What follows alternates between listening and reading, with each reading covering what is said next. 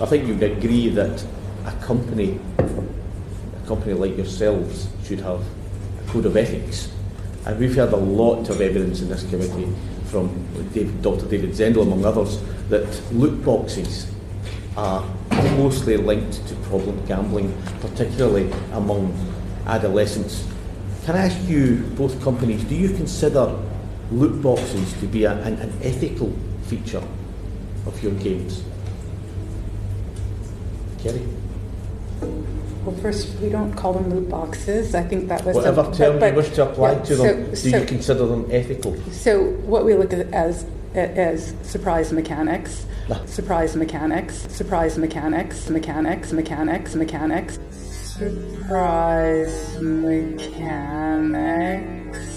Making pancakes. Making pancakes.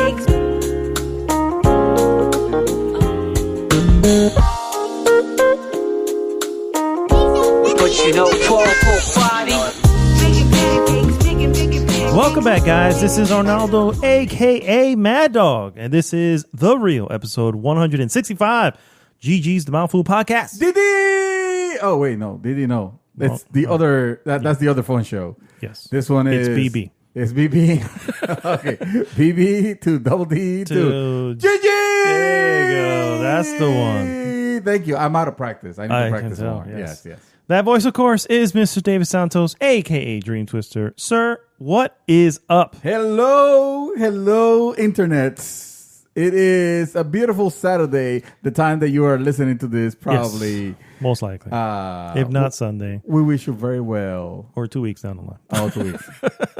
To those of us who wish us well. Who love to pocket those podcasts and just get 2 or 3 of them in a row, and then I'll just burn through them. Yeah. And we appreciate you guys listening, for reals. And those who don't can go to hell. Who don't listen at all. Oh, man. If this is your first time listening, thanks so much for tuning in. Please go to goodgame.tech, join the conversation there, and please like, subscribe, and share the podcast with everyone. Sir, what is it you're holding there? Sir, I just want to say, you're my boy blue. Okay, I'm going to need you to explain that to the listeners, please. Let me clarify. I am drinking Brewbus, You're My Boy Blue. Blueberry wheat ale. Thank you. Thank you for clearing that up, sir. Yes, thank you. Can you go over the list of ingredients, sir? From the top of my head, there's wheat. There's probably very little hops in this, or at least very neutral hops that don't affect flavor. There's definitely hints of vanilla in here. It is. Oh, wait a minute. Yeah, it is. Yeah. They usually add vanilla stuff to these type of brews. Oh yeah, you're right. Yes. I can feel it now. I was overwhelmed with all the blueberry. Yes, and of course blueberry. Yeah. I thought this was all blueberries that I was having. It's like, wow. It's good stuff. Yeah, it's good stuff. Yeah, definitely different. I don't know where they sell this stuff, but I'm gonna need you to. I thought this was Funky Buddha though. No. I was saying I couldn't find Funky Buddha. If I find Funky Buddha, let me tell you, I would buy the stock. Funky Buddha might as well just sponsor our freaking show. Funky because Buddha, of all the time that we have. The Blueberry Cobbler Ale from Funky Buddha is the best blueberry ale. Full stop. I remember, including this is the first time we're having You're My Boy Blue, which is a blueberry wheat ale. This is good. This is good, but it is not a blueberry cobbler ale. Dude, the blueberry cobbler ale, you have to force yourself to stop drinking because it tastes that freaking good. It makes you sad when you grab the last one because you know it's gonna be over. It's gone. Yeah, you have to go back to reality. Yeah. These beers are the opposite of IPAs in the sense that IPAs are literally meant to drink. Yes. To sip. Excuse me. This, man, you're taking gulps. you're drinking like it's juice, but you can't because it is still beer. Yeah, it you is know what still. I mean? And you don't want to mess yourself up before you start it. But this is pretty good though. Brew Bus Brewing. Yeah, that's pretty good. Yeah. Fun fact: my other blue boy, Doomsane, introduced me to this. Sir, I'm gonna need you to stop because I don't even know what you were going to until you said Doomsane. I'm like, holy crap! I'm glad you said Doomsane. Let's just put it that way. Let's all drink blueberry to Doomsane. To Doomsane, yes. Yeah, to his memory. To his memory. Yes. He has passed away, unfortunately. No. Oh my God. No, he has not. That's even worse. No, I kid. That's even worse than he's still out there. We still love him. You know it. Yeah. You know he's stealthy. You know. Yeah. Absolutely. He can literally be in the closet right behind you. He's a globetrotter. Yeah. Oh yeah. He travels the world. He is. Yes. Yeah. Yes. You know that guy. The next thing we see, his beard is longer. He is wiser. You know, beyond his years. Yep. He has 2 big tablets with commandments on them. Exactly. You know what I mean? He's He is Moses. Yeah, exactly. Stop breaking them, Hussein. Exactly. Oh, man. What we normally do, guys, is first we go into what we've been up to, then move on to some various news items, and then finally finish with our hot topic of the week. This week's hot topic. We are going over our most anticipated games for the remaining of 2019, sir. Stop laughing. You know there are games that are still coming on 2019. Well, I mean, there were some. I mean, yes, a lot of E3 was 2020, 2020. But there are some announcements that did show 2019, and we'll go into what we are most excited about. I need a refresher because I am excited about one in particular that is going to come in pretty soon. Yes, we'll be talking about that one very quickly. Next. All right, sir. So let's start the show, sir. What have you been? You know what? I should start because I don't really do much. So I should probably get it out of the way. That's all right. This is gonna be a short segment. Fair enough then. First off, I did finally beat Ape Out. Great game. Ape Out. It's if you don't know what Ape Out is, basically it is a top-down, very similar top-down game where you play an ape and you're essentially trying to escape of different areas. And of course, you have the enemies on the board have guns and stuff like that. So you have to avoid or grab them and aim their gun at somebody else and all this stuff. It's very Hotline Miami, as I mentioned before. It's not one hit kill like Hotline Miami, but it doesn't take much. You know what I mean? And so it can get a little frustrating, but it's very enjoyable. Definitely recommend it. I'm playing it on the Switch. Great music or great use of music. Great use of music, to reflect your actions. Yes. Oh, yes. And not to mention the spoilers here. The end credits have a great song. Oh, nice. Have a really, really awesome jam to just kind of jam out as you celebrate your victory. Nice. My ape got out. You know what I mean? That's the name of the song. My ape got out. Well, every time you're because it's broken up into records. So there's 4 records, and basically you're going like you're playing the record, and each side has 4 songs, and basically, but the whole, if you can call it, the whole level is that one record. So the first record is, your regular Get Out, and then the second record is what they call the high rise. So now he's on the 30th floor, and he's breaking out. He has to get to the bottom floor. Okay. And then another one's a boat. Another one's anyway. It's really cool stuff. But yeah, the music is enjoyable, very enjoyable. Is the end credits of the game a song by the Gorillaz? No, although that is a missed opportunity. I know, totally. There should have been some brand synergy right there. Yeah. Well, I mean, they kept it the jazz, because it's a very jazzy. That's not a real jazzy. I'm happy. I'm feeling glad I got sunshine. Yeah, but what's rolling in the background? Okay, yeah, that's right. Yeah, it's that beat. That's although it's good too. I love the name of that song, by the way. The name of the song, for some reason, it was called Clint Eastwood. Yeah. Remember that song? Yeah, I remember the video. I always loved the fact that they did animated videos. Yeah, I always did too. Loved that. I did too. I always loved that. Yeah.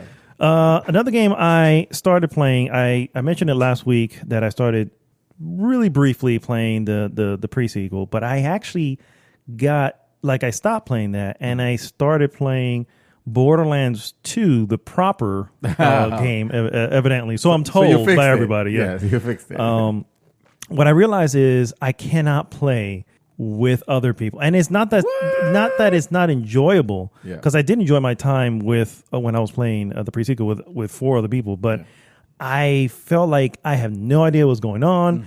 Everybody's kind of going everywhere. It's what everybody expects happens when you're with a group of people, So that's why I don't mind playing those type of games when there is no story or there's nothing. It's like fine, whatever. Like Destiny, there's no story there, so we can just play. But I was like, let me just try Borderlands. So I started a whole new character. I started a Siren character, and played and I'm probably, I think like I'm level 13ish, 14, somewhere around there. I played a good amount already. I am really digging this game. Yeah. And I can see why some people may not dig it, because it reminds me a lot of, like, I play it the way I've played Fallout. And by playing it that way, it rings so true to Fallout. Obviously, it's missing a lot of stuff that Fallout has, all those weird systems in the background. It is what it is. But it still has that lonely feeling out in the desert of Pandora. And no, it's not called Pandora. What's the name of the Pandora? No, Pandora. Yeah. And Borderlands. Yeah. So you have that. I have that. That awesome sensation. Then, of course, you get once you start getting the cars, you start rolling around with them.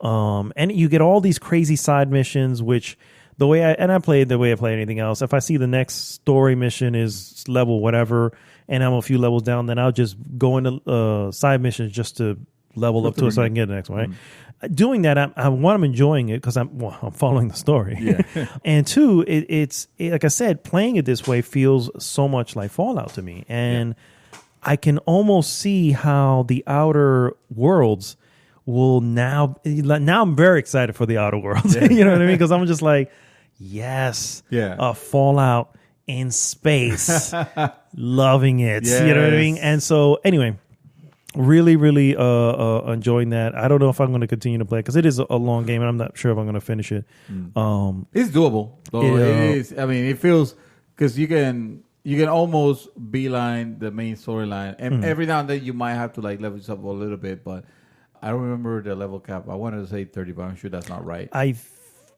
think that, I don't know, because I also did download the episode thing. That's the filler between 2 and 3, the free thing that they release. And so, by the way, I met that character that's in that filler already. So I'm like, okay, I kind of see what's going on here. Yeah. Anyway, it's a lot of fun. Obviously, it's free. So don't miss out if you haven't played it. The pre-sequel, I went back to the pre-sequel and just kind of played myself a little bit. Again, don't know what's going on. And I just like, I'm not going to start over. So, it is what it is. Yeah. But I mean, if I get together with people again, I'll probably just go back to the pre-sequel. Telltale made the best story out of Borderlands. Absolutely. It was I hilarious. Can definitely say it. It was hilarious because when that got announced, it was like, this is the most ridiculous announcement that I've ever heard. I mean, like, a Telltale game on the Borderlands universe. Like, the Borderlands universe is just silly nonsense. Like, what can Telltale possibly do with this? And they that will did make it. And they do. They not only did they did it. Yeah. It's the best. It is. I think. Yes, I honestly still stand by that. The most moving and touching story will definitely go to Walking Dead season 1. But the most fun I've had in the full 5 episodes. Yeah. Has to be freaking Tales of the Borderland. Yeah. Tales of the Borderland had me laughing in hysterics, and I didn't realize I was going to be laughing in hysterics. And you didn't even know, you had no attachment to the Borderlands world at all. Nope. Yeah, that was my first Borderlands experience was Tales of the Borderland, and I was like, man. And then of course around that time I was like, dude, is the real game anything like? He's like, no. All right, fuck that game. I'm not gonna play this shit. But then it has it has a cool story. It has a story. It has a first person shooter level story, which is to say they're not gonna be like super in depth and emotional, but it keeps you going. It keeps you wanting to know what happens. And like, there's some of the missions that I've run into so far, especially the main missions, are deep. They're long, meaty missions. I'm like, this is good stuff, man. So I again, and I'm loving, like I have a system now where I keep 3 pistols, 2 submachine guns, only 1 shotgun. So I'm like, I only got 1 supply of shotguns. What? They'll use. I get it. And I will upgrade as I go. Right now I got a blue, which I don't know what that is, the blue level. And then I have a purple sniper rifle and a blue shotgun. And what I'm finding doesn't even come close to it. I'm like, I don't want any of that shit. There's something very like they did this right. I didn't know that I was going to enjoy it so much, which is there is a cool sense of how to describe it. You know, when you see the numbers flying out when you're shooting at them. Yeah. It's like it feels good. Like an you don't want to take accomplishment. that off. Yeah, You don't want to take that off because it's like, oh yeah, I am really damaging. It's great feedback. You know, is what it. I mean, because obviously it's literally telling you how much your shots are hurting. You know, It kind of lets you know, okay, I'm gonna have to like stick and move this guy because I'm only chipping away. At and him. most of the enemies are so super like hyped up, coked up, or whatever the hell is it that. It is believable when they take like half a round and they're still coming towards you. It's like I don't know. Yeah, I can see it. I'm good with headshotting some people, so it's it's intermediate. Yes. Yeah. So I'm enjoying that. The last game that I started playing actually yesterday is Katana Zero. Oh yeah. And I started playing because I told you I was like, I'm gonna start to play it after I finish Ape Out because I'm also playing this on the Switch. Yeah. And dude, this freaking game here, okay? Dude. I absolutely like this. This is what I'm saying. I don't know if I'm going to go back to Borderlands because I love this game a little too much. And not that it's perfect because it's most certainly not perfect. But so what you had mentioned it before, but I'm kind of give a quick breakdown. So you play a sort of a hitman who is a samurai, and you get given these dossiers at the beginning of the mission. You just basically go out and eliminate. Well, you follow the orders. And most of the time, you're just eliminating everybody in the area and then taking out the main person that you want to do. You do it in certain ways. You control time a little bit as well. You can do slow motion that helps you to deflect, and you're able to roll around. Rolling also lets you sort of dodge certain things. Yeah. But it's one hit kill. You know what I mean? So if you die, and it's not the whole level, is each area will be broken up into like, let's say 7 stages, right? So you're on stage 1, you're just trying to get to the end or whatever. And if you die, you go back to the beginning of stage 1. Same thing if you're in stage 7. Yeah, the checkpoints are pretty decent. But the fun is when I go in guns blazing. Well, not guns, but you know what I mean? The sword blazing, I guess, whatever.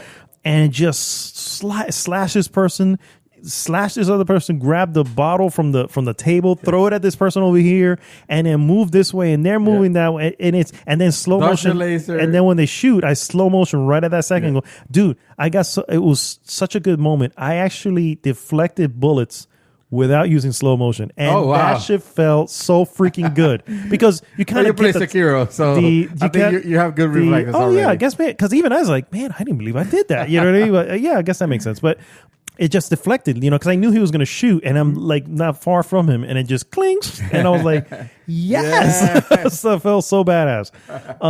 The music is awesome, very 80s synth. There is a story behind there. I've gotten significantly far into it, but I don't know 100% what's going on.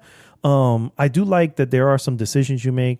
This is slight spoilers on the early one, but I was in an early mission. I was just about to ask you about this one. Go ahead. I know so it was an early mission where you're going. So you got to take somebody out, and you go in and you walk into the lobby, and of course you get stopped by someone, and I can't remember what she says, but she says something like, "Who are you?" or "What are you doing here?" Whatever. And then at first you have the way the prompts are. If you immediately hit X to answer, usually your answer is "shut up" or "leave me alone" or and real quick short answers. But if you let the time run a little bit, it may open up to multiple options.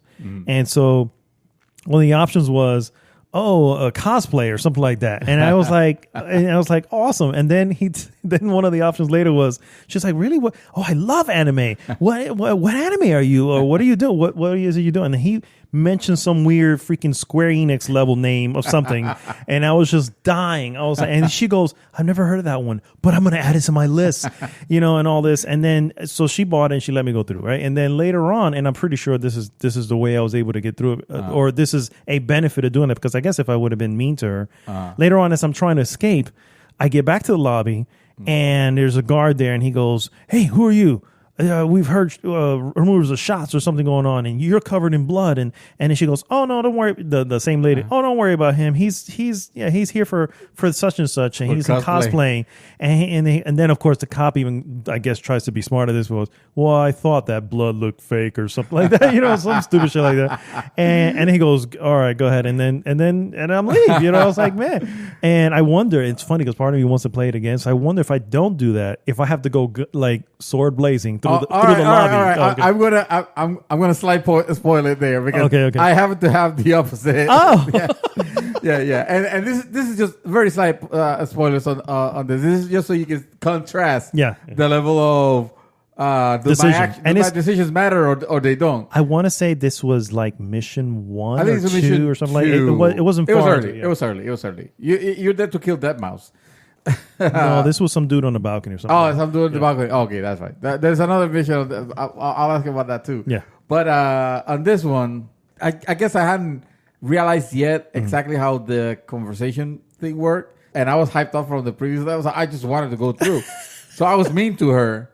Wow. And I don't remember exactly how the interaction. The thing is, I was mean to her, and I just like I pushed her aside, shut up, or whatever, and I just went in. Mm-hmm. I did my mission and I completed it. When I come back down, she had called the cops on it. Wow. On me. She's like, "That's the guy." And now I have a battle with the cops, and I want to make sure. I think you're supposed to keep the civilian casualties to a minimum light or none. But of course, they're cops and they're shooting at me, so I have no choice. I have to So it was completely different. Yeah. That's awesome to hear that. If you don't do that, so you do have now. How does that affect the overall story, or is it just specific to that mission? I don't know. Exactly. Obviously, I have to play a little more to find out. It almost feels like does it score? The game scores you at the end, right? At the end of each, if I remember correctly. I haven't played it in a while. What I always got was, you're the people who are in charge are pleased with your loyalty or if they're not pleased. At the very first mission, I think I got, they're displeased with the outcome of whatever. And I'm like, what the fuck? It wasn't my fault. You know what I mean? Well, there's a mission where you're under no circumstances you're supposed to talk to your victim. Did you talk to the victim or did you not talk? No, I did not. You follow us right? I did. I'm not gonna tell you what Okay. What I found out. Yeah. But obviously, the guy, your superiors are telling you, do not talk to the guy. This guy is a compulsive liar, and this and that. And I'm thinking like, really? So that's why that dude, like my superiors, super fucking hate me. No, like I said, they're so happy with me right now. Yeah. Oh no, my superiors fucking so. And they say you better not mess up next, another time or something, or I don't know what's gonna happen, but there's some information that I know that I don't know if it's legitimate, or if if the guy was, or if the guy really is a compulsive liar. So because of that, it makes you like the game itself does a very good job of making you doubt your in a good way. I mean, making you doubt your choices even, but in a good way. Because you're like, should I be trusting this guy or was this guy just like I don't know what's gonna happen. He's full of shit. Yeah. He's probably full of shit, and I didn't even give it a chance. No, he says. No, that was it. I had an entire conversation with him. Oh my god! And then I think at the no, I'm not gonna tell you what happened. Oh, okay. I was gonna say it's just no. I'm not gonna tell you what happened. But let's just say the outcome was substantially different than what you got. Yeah, I can imagine. And that was cool. Yeah, that was definitely cool. Yeah. So I'm definitely digging the hell out of that freaking game right now. Yeah. So I'm sorry, Borderlands. I will probably come back to you, but we'll see. Depends on what's on my list in the hot topic. We'll see. It's probably not our own game, Katana Zero. I wouldn't. I don't know. I don't know. But I haven't looked it up. I haven't looked on to howlongtobeat.com. Remember, you used to. I still do. You still do? Yeah, I still do. Yeah. Whenever I'm playing a game and it's starting to kind of like. All right, this thing. Okay, at that point, let me see how long I have. Other times, 30 hours. Yeah, I'm like, son of a bitch. No, other times what I do is I realize, because I'm a little obsessed and crazy With probably with time management. So I look at it and I go, okay, I know such and such games coming out this day. So I have certain amount of time to fill. This is what I have. Let's see what I can fit into this time. I can add this Saturday because I have to go out this Saturday, but No, I'll look at how long to be like, okay, this is a 5-hour game. I can do this between now and then, you know what I mean? Oh no, this is a 30-hour game. Nope. I'll have to put that in the back burner. Yeah. I'm obsessed, guys, with time. Yeah. It's a little scary, unfortunately. We have going into your time dilation system that you use to be able to play all the games and beat them, and or get as far as possible. Get close enough, and then not beat them by choice. Not because you can, it's not by choice, but by choice. It just seems that way, unfortunately. Warcraft. Wolfenstein 2. I know. Says hello. It is. It's looking for you. It is. He is looking for me. So that's what I've been playing. Real quick, as far as movies go, first off, I did a little rewatch of John Wick 1 and 2. Holy crap. After I actually purchased them because they were on sale on Amazon. I think the first one was like $4.99 HD version, and then the part 2 was $7.99. I was like, hell freaking yes. Yeah. For less than 20, I got both films. You know what I mean? Rewatched them both. Man, these movies are great. Yeah. They're just awesome. I can literally sit and watch them again. They're just that freaking good. Highly recommend if you've not gone into the John Wick series, just do it. You're going to enjoy it. Yeah. Unless you just don't like violence, then maybe you're not going to enjoy it so much. But hi, kids. You like violence? Exactly, yeah. And but yeah. And then my wife and I started a little, shall we call it experiment? What's what we're going to call it? So, as we all know, Robert Pattinson has been named as the next Batman, right? And to much public outcry, because they're like, oh no, I don't want a shimmering vampire as my Batman, right? And to me, as much as I don't like, yes, when it comes to Twilight, not a very good movie series. However, I don't think I don't think I ever thought he was the problem. I think just everything else was kind of an issue. The writing and yeah. So my wife and I, we were talking about it. I said, you know what, honey, let's do a little like Robert Pattinson research here, right? We picked a bunch of movies and we added them to the list and we moved them up the list because now we're literally going through them. And we're gonna watch some of these and sort of judge what kind of actor he is, because the only thing we have to compare him to, my wife only, and I know actually, is the Twilight movies and that one movie I saw, which was Water for Elephants, which wasn't bad, but it didn't really do anything for him. He was being Edward Cullen. He was very also Edward in that movie. Yeah. So I was like, let me see if there's other stuff going on. And so that's what we started doing, and we watched 2 films so far. I will spoil this by saying 1.5 films so far. How does that happen? If I know anything about you, is that you finish what you start watching. You're absolutely right. Yes. So did the light went out? No. So I'm going to start with the first one. Okay. Which I did complete all the way through. It's called Good Time. Good Time. And he plays somebody very different than you used to. This came out in 2017 for the record. So it's only 2 years old. And he basically plays just a manipulating person, right? He has his brother who is mentally challenged. He uses his brother to go and rob a bank, and then he his brother gets caught, and then he's using his girlfriend who she doesn't even know. That's not really his. He's using her to try to get $10,000 to get him out and all this other stuff. And he's actually wanted at this point. It is a mountain of errors that he's making, but he's really good at what he does as far as manipulation. And so it is a very gritty film. It's one of those films that are very close up to the characters' faces, which I don't mind, but sometimes it's like, man, because it also has a little shaky cam going, so it's like shaky cam and you're close to his face. I'm like, whoa, you're making me a little bit dizzier, but.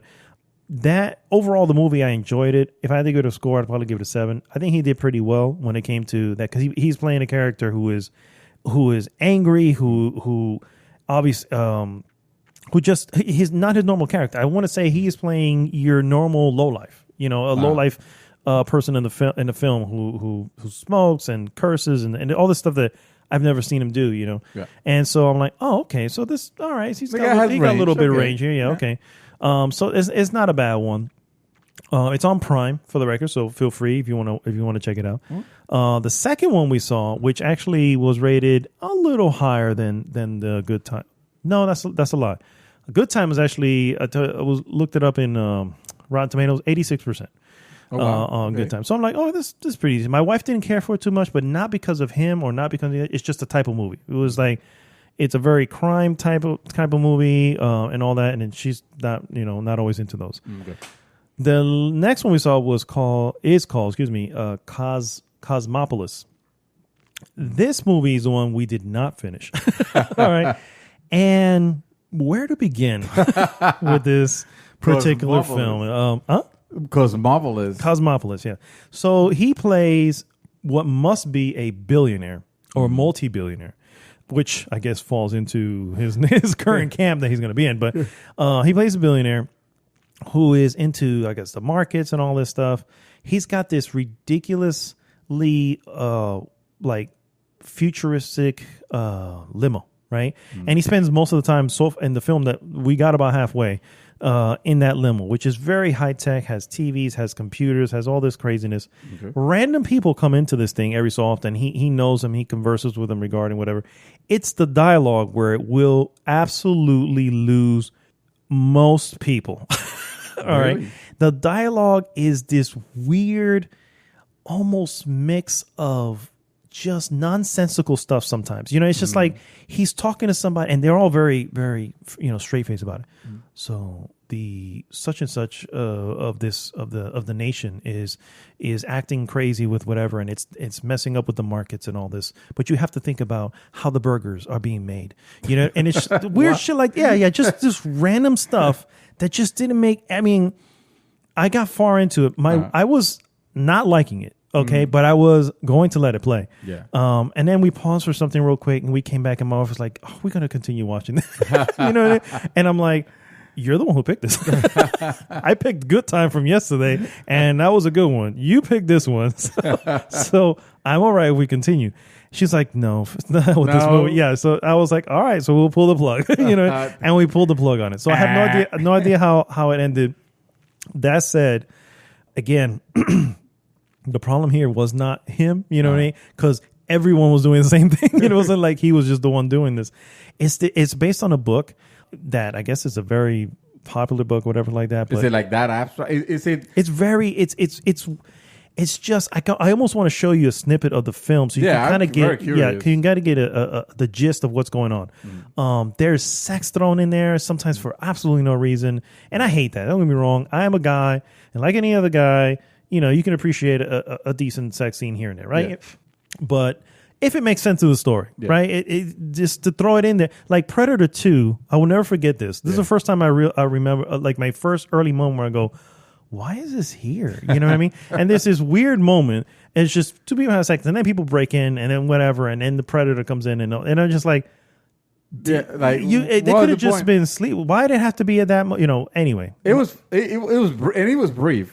It was brief, but it was just again, if it's gonna be brief, then it's not really necessary. You know what I mean? So I'm like, oh, okay, so that kind of happens here a little bit, and I don't know, dude, and it's just it was not good. And if we had finished it, it would have needed a miraculous, like just type of I don't know, surprise in the end. For me to go, like a super reveal, like it's just crazy. Whatever, like they've been on planet. He wakes up and he's a Pluto this entire time. The what? He wakes up and he's a shiny vampire. He's a shiny. Yeah. This was his previous life before he got bitten by a vampire. That would have been the only way I would have thought it was okay. Because it was already just in there's no way to salvage this one. It makes me think of, and I didn't see this movie, but hearing you talk about it. It gave me the feeling of, oh yeah, this is totally not going to be a movie for me. That Scarlett Johansson movie where she goes, or an alien goes killing people or something. Oh yeah, Scarlett Johansson. Yeah, she plays under the skin. Under the skin. Under the skin. Yes. Which I again, Well, you No. enjoyed that one. I thought it was okay. There's a difference. Oh, okay. I thought it was okay. I did like what I saw, but I thought it was okay. I'm not even saying it was good. I thought it was okay, and it had good moments. A lot of metaphors behind a lot of stuff, and if you get them, then you get the film. If you're looking for a sci-fi alien killing film, this is not that. She just happens to be an alien, but that's not what's going on here. Yeah. It's a much more internal look and how one looks at themselves. It's a big metaphor story, but maybe that's the case here. I don't know. I have no idea. At the halfway point, I should have already grasped and been able to pull together what what is the metaphor that they're. If this is the type of film, what is it that they're trying to? What's the message here? How's it rated? This one was like a 66. So technically a good, good movie in the Rotten Tomatoes score. Right. So for the record, guys, if you don't know how Rotten Tomatoes work, it's not a 66% that saying that that's the type of movie it is. 66% of reviews were good versus those that were bad. Only 4? Yeah. So it's more good than bad. And more people evidently got the hyper metaphors. 34, right? 34. Yeah, 34. Yeah. So anyway. So that is the last one I saw. Cannot recommend it. I'll show you a clip, when we get off air here in the next segment. Yeah. And you make the judgment call for yourself, sir. Oh, man. Wow. All right. So where to begin?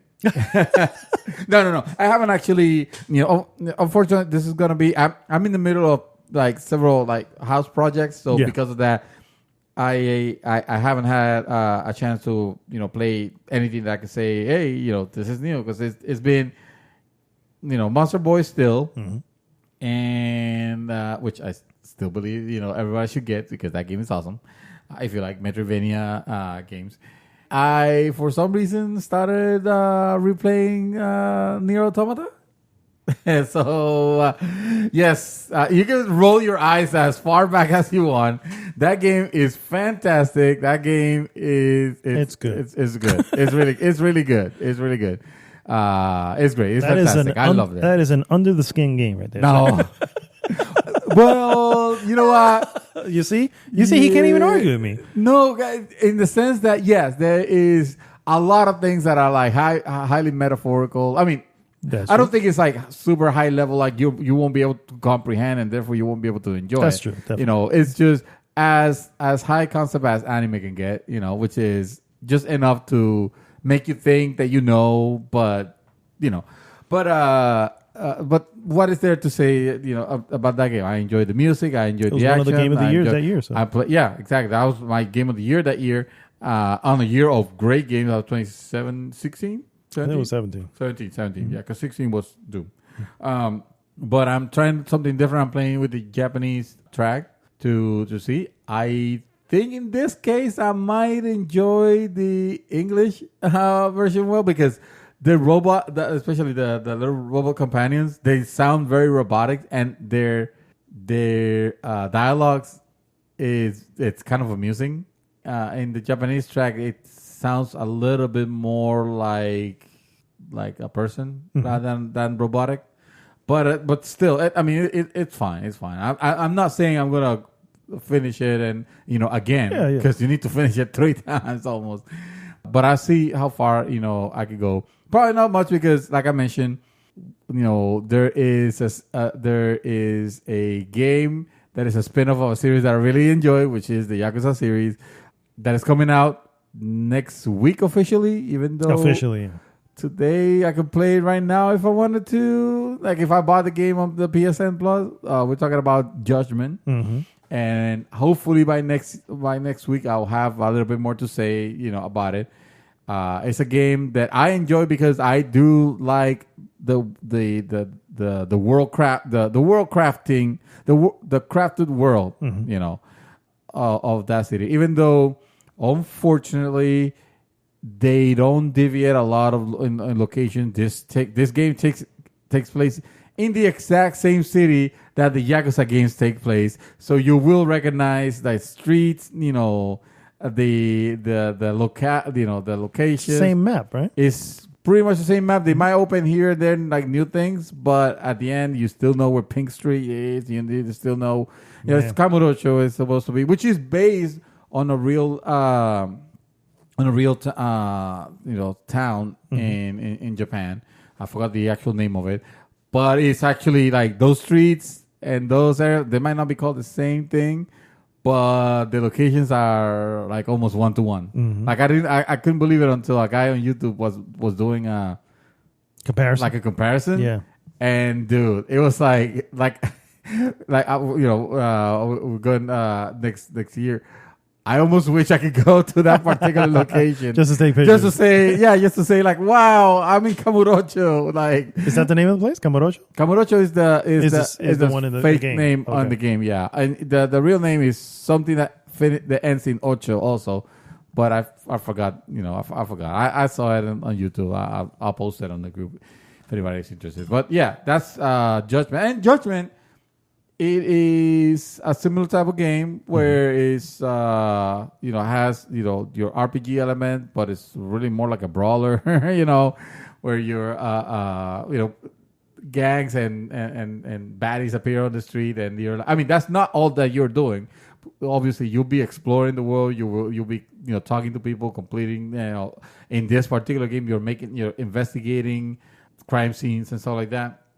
It has. I understand that it has a little bit of Phoenix Ace Detective. Ace Phoenix. Okay. Yeah. Ace Detective. Phoenix Ace Detective. Yeah. Something like that. But not. They don't delve too deep into it. Like even the investigation. He doesn't stand up and shout objection. Actually, he does. Oh, he does. Oh, well then that's deep enough, my friend. Yeah. It has a little bit of L.A. Noire, but not too deep into L.A. Noire. Yeah, yeah. So L.A. Noire had some memorable investigations. Yeah, if I say so myself. So I heard. So I don't know. Judgment's out on that one. Thank you. Nice. But I haven't watched it. It's funny because I haven't watched anything new. Okay. Either.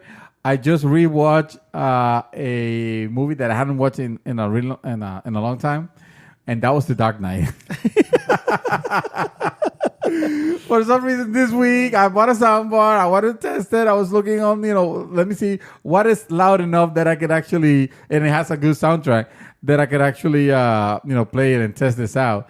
And it was meant to put I saw it. I was like, oh yeah, The Dark Knight. That's great. You can play. You can watch it right now on Netflix. And it was meant to be like a 15-minute test. And I stood the whole 2 and something hours, almost 3 hours, watching it all the way to the end. It was like 1 a.m, and I was making noise, with my soundbar. It was, which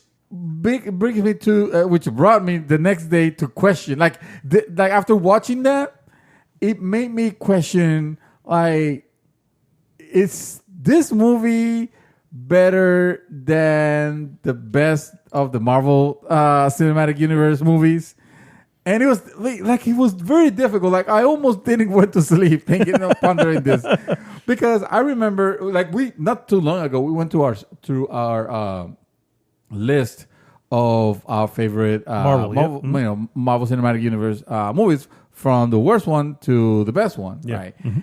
And we agreed that Winter Soldier was like our favorite. Mm-hmm. It was, and the reason for that is because even though it was a movie with superheroes, the whole universe of it, the whole feeling of it felt very grounded. Yes, much more grounded than the rest of the MCU. Exactly. Yeah, totally. And again, this is not. I'm not trying to disperse, or I'm not trying to like say, cinematic, MCU. Kitty crap, it's like, no, I'm not trying to say that. I definitely enjoy, a lot of them, if not almost all of them. Yeah. Even the crappiest one still had good, interest. Yeah. He's still interesting. He's still enjoyable. Yes.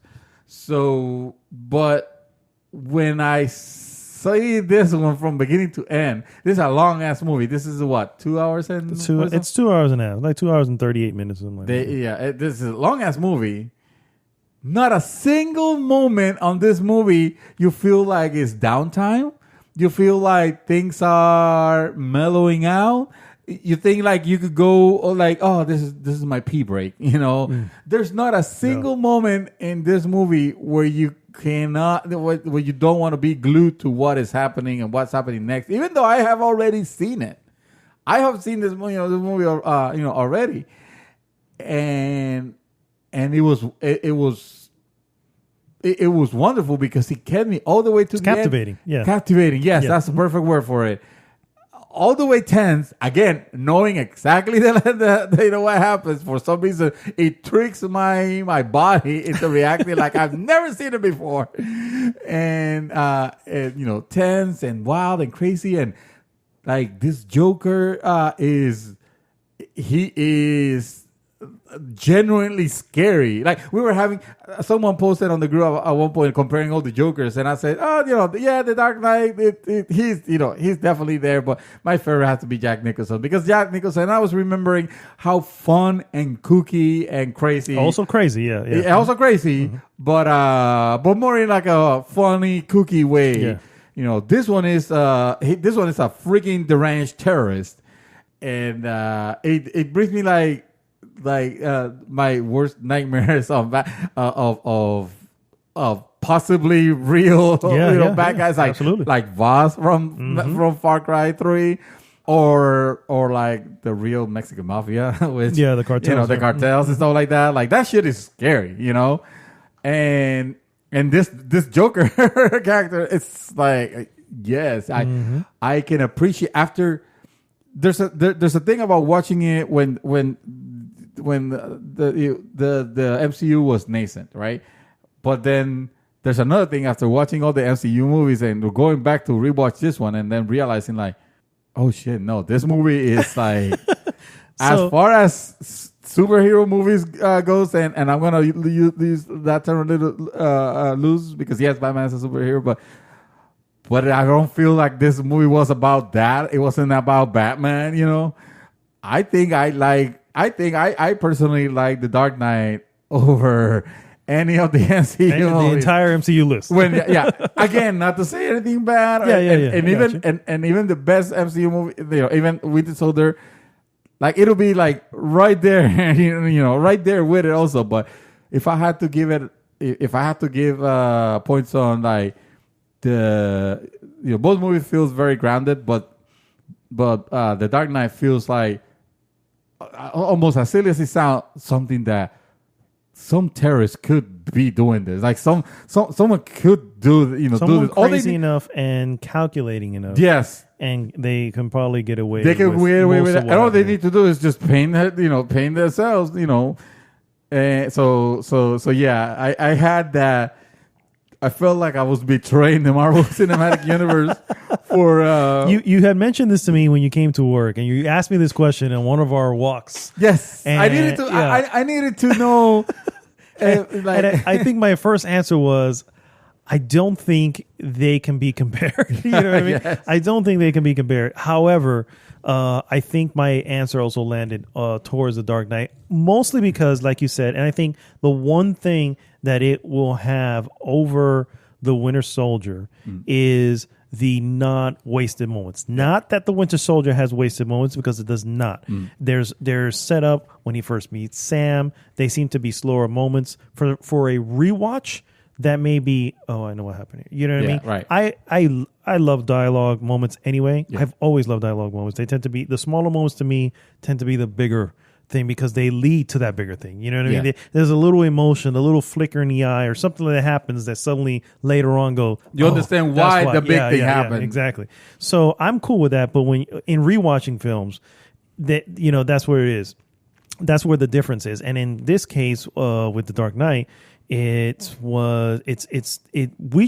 almost literally would be watching that movie right now, because you started testing your soundbar with the same movie, and we get only probably 10-15 minutes in it, and we're like, all right, we need to pull the plug on this. We need to stop. Otherwise, there's no podcast today. Yeah. But like I said, what did I say? This is one of the best intros to a film. That first moment where you start seeing the heist. You know what I mean? And it's this element, and of course there's this ghost figure they're talking about, which is a Joker, and who is he? And he thinks he can do this, blah blah blah blah. You know, whatever. And then you realize he's been with you the entire moment, and it's just like that. And then he disappears just as quickly as he appears, because he appears at that moment. You go. Even though he's been with you, you don't know he's there. He appears, and then he disappears just as quick and just gets hidden with the rest of the buses. You know what I mean? Such a well freaking design intro to it. It was like that set the pace. You had the little violin strings that was going because the Joker has this weird theme. That said, I will challenge you to just watch the intro to Winter Soldier again and tell me if you don't get sucked into that movie as well. Oh, that's true. That because is true. The Winter Soldier's intro is also really, really good. Yeah. You know what I mean? And anyway, so yeah. No, I agree with that. The Winter Soldier intro is very difficult to put it down once you start watching, which is interesting when you remember how the first Captain America, the first Avenger. Mm-hmm. Oh, it was disappointing. Yeah, it was disappointing. It was contrast. disappointing. Mm-hmm. Yeah, it's a big contrast. When you start this one, you're thinking like, oh well, let's see how they turn this out. And well, like you the went first backwards, right? You saw Winter Soldier first, and then went back to see the first Avengers. True. Yes. Yeah. So that's definitely obviously because you were catching, because you didn't see any of them until part 3. And the Iron Man, Iron Man 3 was my first entry, and then I rewatched. And but to be fair, I was already warned that don't expect much of this movie. True. I went with very low expectations, and I enjoyed it enough. I remember not being too excited about after watching it, but I can definitely say that watching Winter Soldier and watching him in Captain America in the Avengers and everything, going back to Captain America First Avenger, definitely shines a different light on it, where yes, it is a little bit more silly. It feels a little bit maybe Dick Tracy-ish, you know what I mean, in certain moments. And it has that there. And yes, it is. But there's also that message behind it, where it's this one dude who's all about, just always choosing the right path, regardless of what comes, whatever comes. And not willing to be, no, he can't be corrupted in any way. No. Like he is, you see at first, he is skinny, he is asthmatic, he is like completely unfit. And that's my favorite line, when he's sitting with the doctor and he's about to pour him a drink, and this is the day before the procedure and all this, and he tells him, he goes, "You promise me one thing, that regardless of what happens tomorrow, you don't lose the one thing you have, and you always remain a good man." You know what I mean? And that's the promise he's carried with him through the MCU since. You know what I mean? And I'm like, that's what makes that, when you again going through the other ones, going back to that one, you go, okay. You could appreciate it. Absolutely. You could definitely appreciate it more. But the fucking Dark Knight, bro. Oh no, yeah. And you did something wrong here, because now Robert Pattinson has to take a back seat now, because now I have to go home, and you think this is bad. Now I have to actually watch the trilogy. Oh my god. Okay, so I have to. This is what I have to do. I'm like confused, because I'm like, I had all this stuff planned for this weekend. However, now I have to fit in 3 movies. I threw a monkey wrench into your plans. So I'm going to start. First one tonight. 3 long-ass movies. I know. None of them are short. First one, I try to fit in tonight if there's time. I don't know. The calculations are happening as we speak. It makes me think of, dude, you guys had it. Well, correct me if I'm wrong. Mm-hmm. This, obviously, Batman's Disney property, but the rights to publishing was like, that was WB, right? The rights to publishing what? For the Dark Knight, movies, that was all like. No, well, you got to understand that DC is owned by Warner Brothers. Oh, true. Okay, so got you. It's always been their property. So in other words, so that's exasperating. I was trying to throw a lifeline there, but so that means they had it. They completely 1,000% had it. They had a great director, Christopher Nolan. I don't know. I was going to say Nolan Ryan. Like, who the hell is Nolan Ryan? Do we know Nolan Ryan? He's the brother to the right. Yeah. Objection. He's the yeah, exactly. There you go. Yes. He's guy Ace from Attorney, Judgment. yeah. Yes, attorney. So you know, directing this way masterfully. We have a really cool Batman. This is the universe that you guys should have actually Well, there was a difference there because Christopher Nolan made it pretty clear early on because he was asked, hey, do you ever see, in interviews and stuff, would you ever see Superman or any other whatever? And he clearly said, no. Those heroes don't exist in this universe. Okay. So there was no way that it was going to be a universal. As far as he would go. But if, obviously, give it to somebody else and they'll that's just okay. screw it up. Yeah, that's okay. My point is to say that you were capable of producing a masterpiece with a one hero. So you don't make it a cinematic universe, whatever, but it's still Superman is still a DC superhero, and you make a movie, a Superman movie of that caliber, which I understand it is super duper challenging because it is. Yeah, it's a problem they're going to have now with Captain. Captain Marvel. Captain Marvel. Because once you introduce a character who is super strong, like Superman, who obviously can take God knows how many hits and fly through spaceships and nothing, not even a flinch. You know what I'm saying? Once you introduce a character like that, now you're making it challenging to give them some sort of story arc. You know what I mean? Because it's the reason why she wasn't put into Captain Marvel wasn't put into Endgame earlier because this would have finished earlier. You know what I mean? It like, well, Thanos would have been done. Exactly. It's like there's no point in putting anything else. So, and the same problem with Superman. Yeah. What was the problem in Justice? Well, you never saw Justice League, but did you saw Justice League? Yes, I did. Yeah, so you saw Justice. So what was the problem there? The problem there is we had to make him bad first before we can make him good, because otherwise he would just kick the hell out of Steppenwolf's ass, at the very beginning. You know what I mean? Yeah. So that's the problem with having this type of character. And Superman's always going to fall into that camp, and you're always going to have to go back to that stupid kryptonite thing because it's the only thing the only story arc you have. You know what I mean? That's the point where this director takes some liberties with some of the with some of the stories. Take a little bit of liberty. Maybe don't make him a god. Level powerful. Maybe he is powerful. Yeah, he's strong, but like with enough firepower, he could probably be taken down. Or give him something that at least will not make him indestructible and boring, and therefore boring because there are no stakes. Correct. You're fighting Superman. Like, Correct. What Exactly. are you? The name says it alone. Exactly. That's the issue. Superman. Yeah. That's it. But you're right. They did have it, but they didn't know they had it. Like when they got Christopher Nolan to do Batman Begins, that was years before The Dark Knight. Right. Years. Look it up, the year difference. It's a while. You know what I mean? So it was just like, he didn't not intend to come back to do The Dark Knight. He was just doing something and just, which I find shocking because that's the encounter. That's the encounter that you want to see on a new Batman movie. It's like, okay, at one point, I understand you're going to introduce Scarecrow. You're probably going to introduce this other guy, Calendar Man, if you need to. But when are you going to?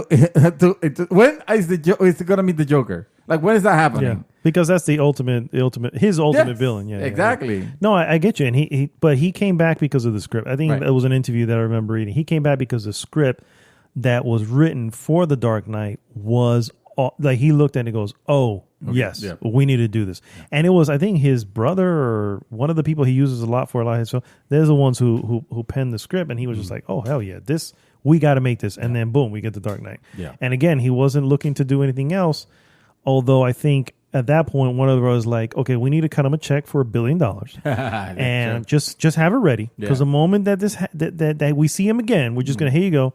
We need you to make the next one. Yeah. No questions asked. We don't even care what you do. Here you go. And then, of course, they came out with Dark Knight Rises, which I think the problem with The Dark Knight Rises is not as good as Dark Knight. But I think the problem there is that there was a lot that was put into it. Like, they literally could have cut that into 2 films. Yes. They could have easily made 2 films out of that one. And it would have been much more cohesive. Right. But anyway.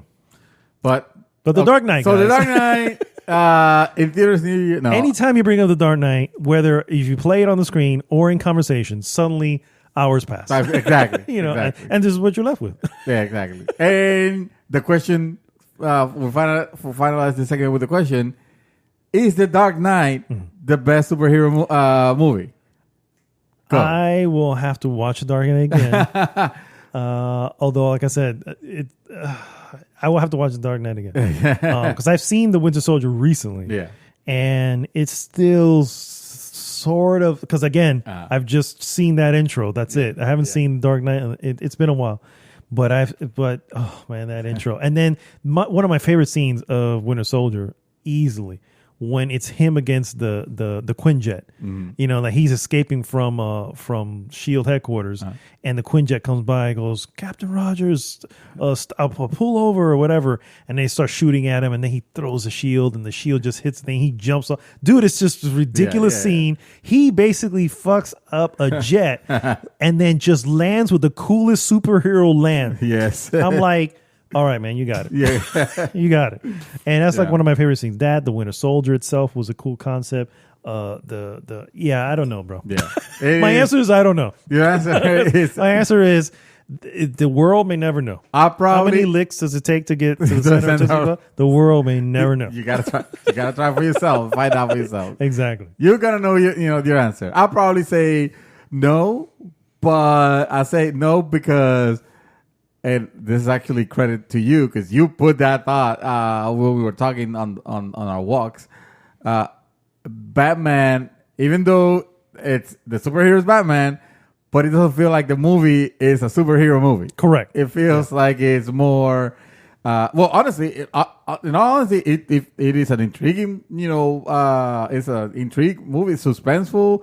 It's a movie that is more about the characters around. It almost feels. Almost more like a Joker movie, even at some point. At some point, yeah. Because when you watch it, you're like, okay, I get how things are ending. So does that mean the Joker won? I mean, like it makes you think of. It makes you think like, okay, this feels like it's a happy ending, but it's really not. Correct. Yep, exactly. So, and that's what I love that dichotomy.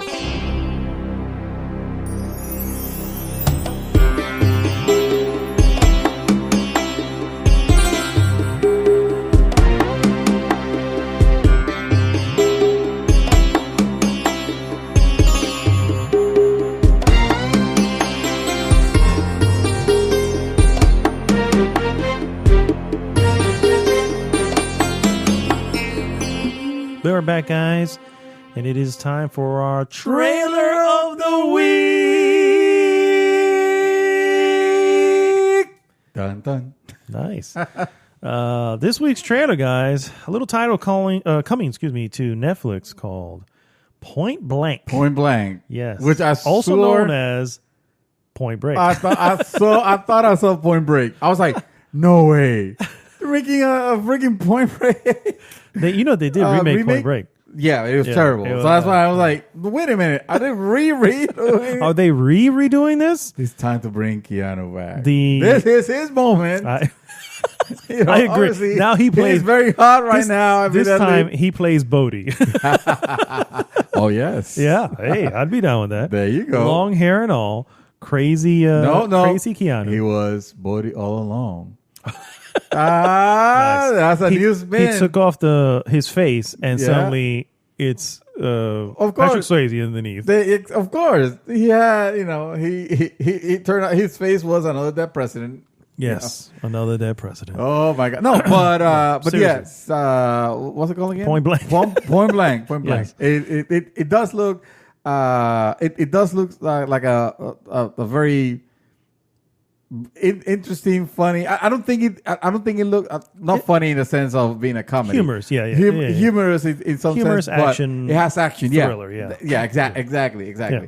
And starring Anthony Mackie, yes, and Frank Grillo. Actually, they both, believe it or not, a nice little segue from the prior segment. They were both in Winter Soldier. Yes, they were. Yeah. Actually, they were both in several MCU films. But yeah, so one played.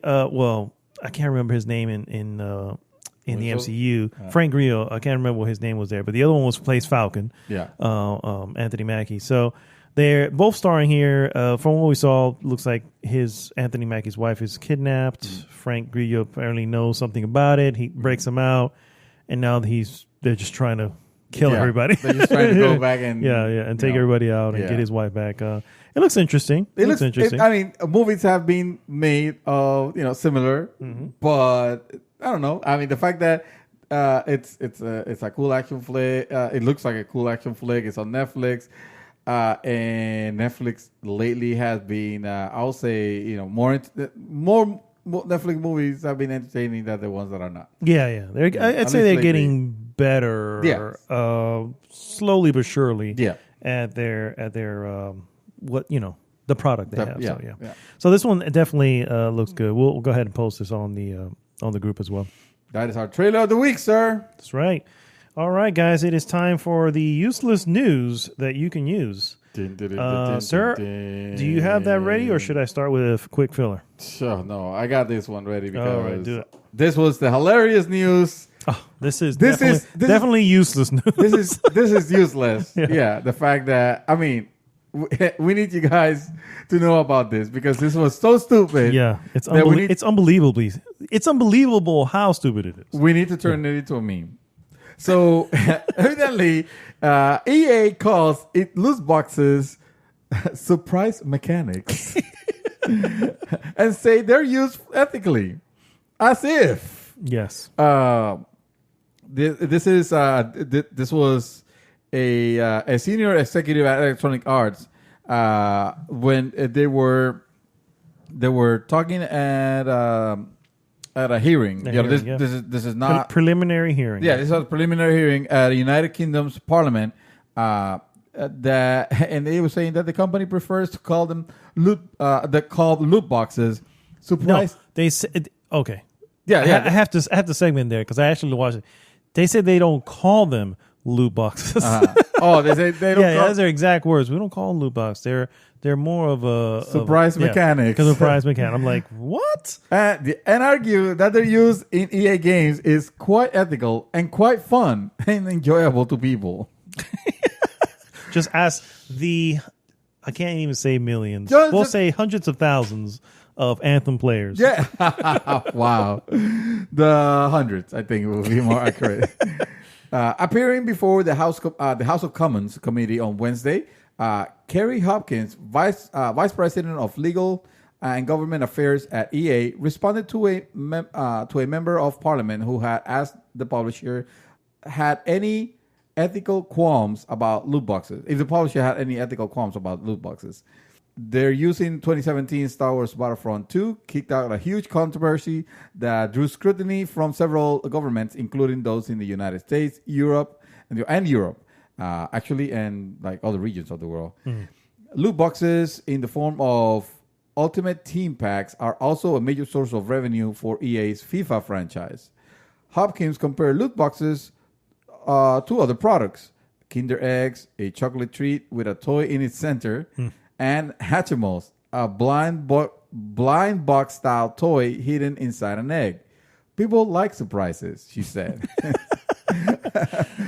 But in comparison to Kinder Eggs, was quite ironic, given that the chocolate eggs were banned in the U.S. until recently over concerns that prices were a choking hazard. We do think the way we implement these kinds of mechanics is quite ethical and quite fun, she said. They aren't gambling, and we disagree that there's evidence that showed it lead to gambling. Okay, this part, it's hilarious because it's almost like you ever had a member of your family, I'm going to call it an uncle, that they refuse to, they see something. They see something and they refuse to believe that it's true, and then you show them evidence that it's true, and you show them like you might have it actually in your hand, whatever it is that they're showing, but they still refuse. Like in their mind, they shut themselves down to like, that's not true. That's not. And they just that's obviously doctored. That is obviously that's not true. Even though you are showing them, so it's hilarious that they come and say they do not. What was the thing? They disagree that there's evidence that shows they lead to gambling, even though there has been evidence showing that this type of system, especially they are enablers, Yep. and they are actually quite dangerous. They can to be, people, yeah. to people that already suffer from addiction to gambling, something like that. So yeah, poor choice of words there from Miss Carey. The British Parliament is investigating loot boxes over concerns that they constitute gambling and the potential harm they could cause to children, citing anecdotal evidence and research that called loot boxes addictive. Loot boxes, microtransactions, and pay-to-win mechanisms have come under mainstream scrutiny over the past year. A bill to regulate them died in Hawaii's legislature. But a Republican senator recently introduced a bill with bipartisan support that will prohibit loot boxes in games marketed to or played by children. Loot boxes have been likened to gambling, a comparison that Electronic Arts and the Entertainment Software Association dispute. So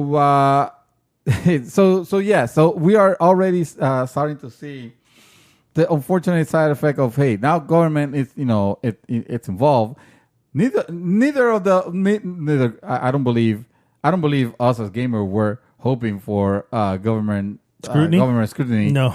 Over it, because usually, especially when they are not when they're not educated enough in the medium, Mm-hmm. their actions tend to be like very ham-fisted, like a complete ban of stuff, which might include stuff. Like, we need to just remove it all. Yeah. Whoa. Yeah. Don't get me wrong. I'm all for removing loot boxes and all, like that. Yeah, I and agree. if anything, if I were to pick a side, unfortunately, I think our gaming our industry, yes, they have been warned enough. They haven't taken any action. Quite the opposite. The situation has been gotten worse and worse and worse. Mm-hmm. So this should sort of start forcing their hand, though. yeah, exactly. Put a little scare, on it, Mm-hmm. because otherwise, like, this loot boxes were a slippery slope from the beginning, and we feel like now this is just an avalanche. It's like, it's going down, making our games worse and worse every day. Look at Anthem. Look at freaking Anthem. Look at anything that EA has put out in the last 2 years. guys. Yeah. Anything and everything that they have Battlefront put 2, out in bro. the last 2 years. Should have been the Star Wars just, game that we were all hoping. And the sad part is here's the sad part. The sad part is that they are clearly trying to portray a different image, right? That they're clearly going, oh, no, these are just surprise mechanics. Yes. That's all it is. They don't mention it. Surprise! Yeah. No, Judge, I didn't kill the guy. I was just ventilating his body with a knife. I needed to remove the bullet from this gun. Yeah, And what's the fastest way of doing it? Exactly. You know what I had to hide this bullet in that person's body. Exactly. Yeah. So it That's just not assassination. no, not at all, not at all. So it's just absolutely ridiculous. And I watched a lot of that of what I can get of the hearing, and I was just I gotta say, I was a little like dumb. I couldn't even believe. I was like, "What the hell?" I'm like, "Stick to your guns." Some of these people- Why are you? It just doesn't make sense to me. It really doesn't make sense to me because, if anything, evidence can be like given. Like if it becomes anything, and we come back to this, evidence can be like given to these people to go, "Yeah, they know what the hell a loot box is. Here they are talking about it. Here they are, all this." I'm like, why would you? It just doesn't make sense. It just doesn't make any sense. You know what I mean? And I guess they just assume nobody watches this shit. I mean, I don't know. I don't know. Well, they were wholly unprepared for this. Yeah, and this I feel like this is the first on a barrage of continuous scrutiny. From different governments, because they will ask them a question and they will act stupid. They will literally act stupid, like they don't know the answer to the most basic, stuff when it comes to like like what, how. What was the question? God, I wish I remember. The point it, is they but lied about it. It's they just were so, basically they weren't denying answering questions, stating that well, that's confidential. Oh well, we refuse to believe that there is the evidence that exists. Like we disagree that the evidence exists. Then what the hell is this hearing all about? Yeah. It is.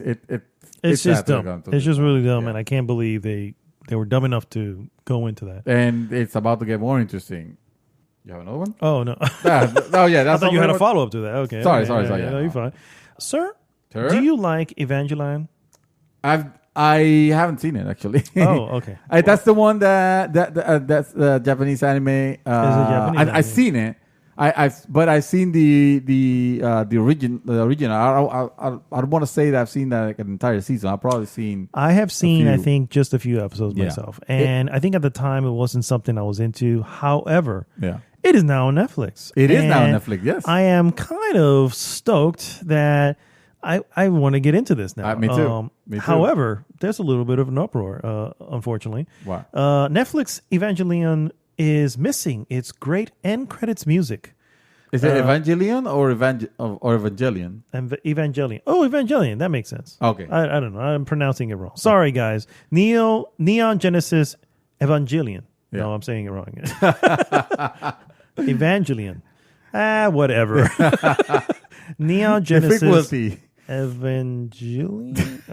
Whatever. Sound it out. That's what I'm doing, yeah. Evangelion. Use your words. Is now available for stream on Netflix, but not without some changes from the version that existing fans are familiar with. Oh, don't tell me there's some censoring.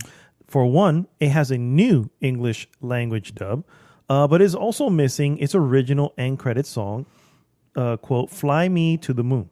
Fly me to the moon. Is that the one? The one from Bayonetta? No, and let me something. I have never. I don't recall this. I don't recall the song, but it's a big deal. Evidently, every episode of the series originally ended with an arrangement of "Fly Me to the Moon," a frequently covered jazz tune written by Bart Howard. Each episode featured a different version of the song. Some performed by singer Claire Litley. Some by Yoko Takahashi, who also sings the end credits banger, A Cruel Angel's Thesis. Netflix version of Evangelion, at least in the U.S., features a portion of Ray's theme over the closing credit. It's a dramatic tonal change from the upbeat rhythms of Fly Me to the Moon, which itself was often a tonal contrast against the anime's sometimes dark and depressing cliffhanger endings.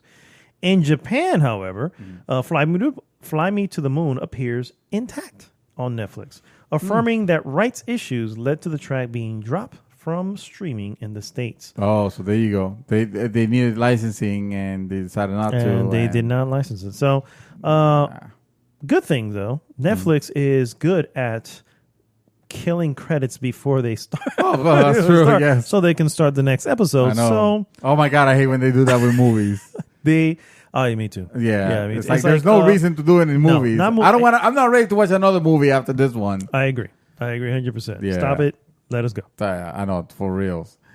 Halo Reach. The PC beta starts next week. Woohoo! Yes, I know you're so excited. Yes, I can see it in your face. Not even a little. The first beta test for Halo Reach PC will begin next week. Halo developer 343 Industries has confirmed there is no lockdown. However, as plans could change, so it's not lockdown. They haven't decided exactly when. I guess. Still, next week is when the studio is looking to release the first beta test on PC.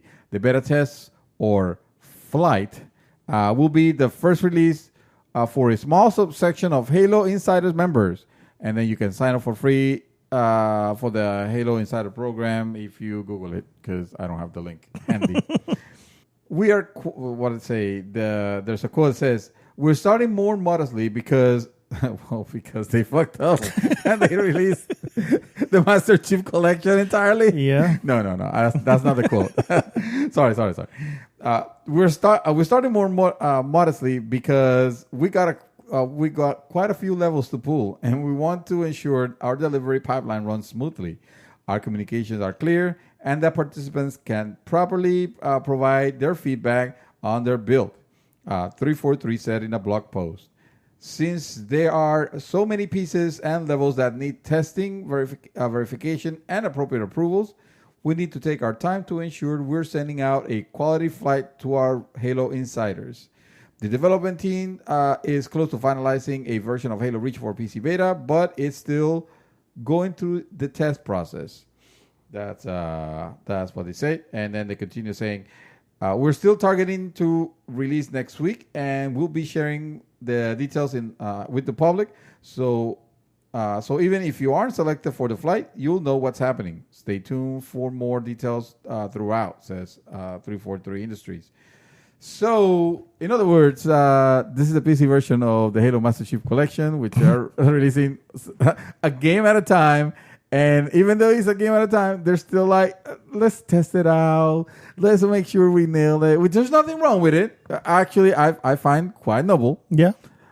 Too bad that it took what it took for them to. Too little, too late. Yeah. Well, I'll give it a chance. I mean, I'm a Halo fan, myself. Although that might change with Halo Infinite, whatever the hell that is.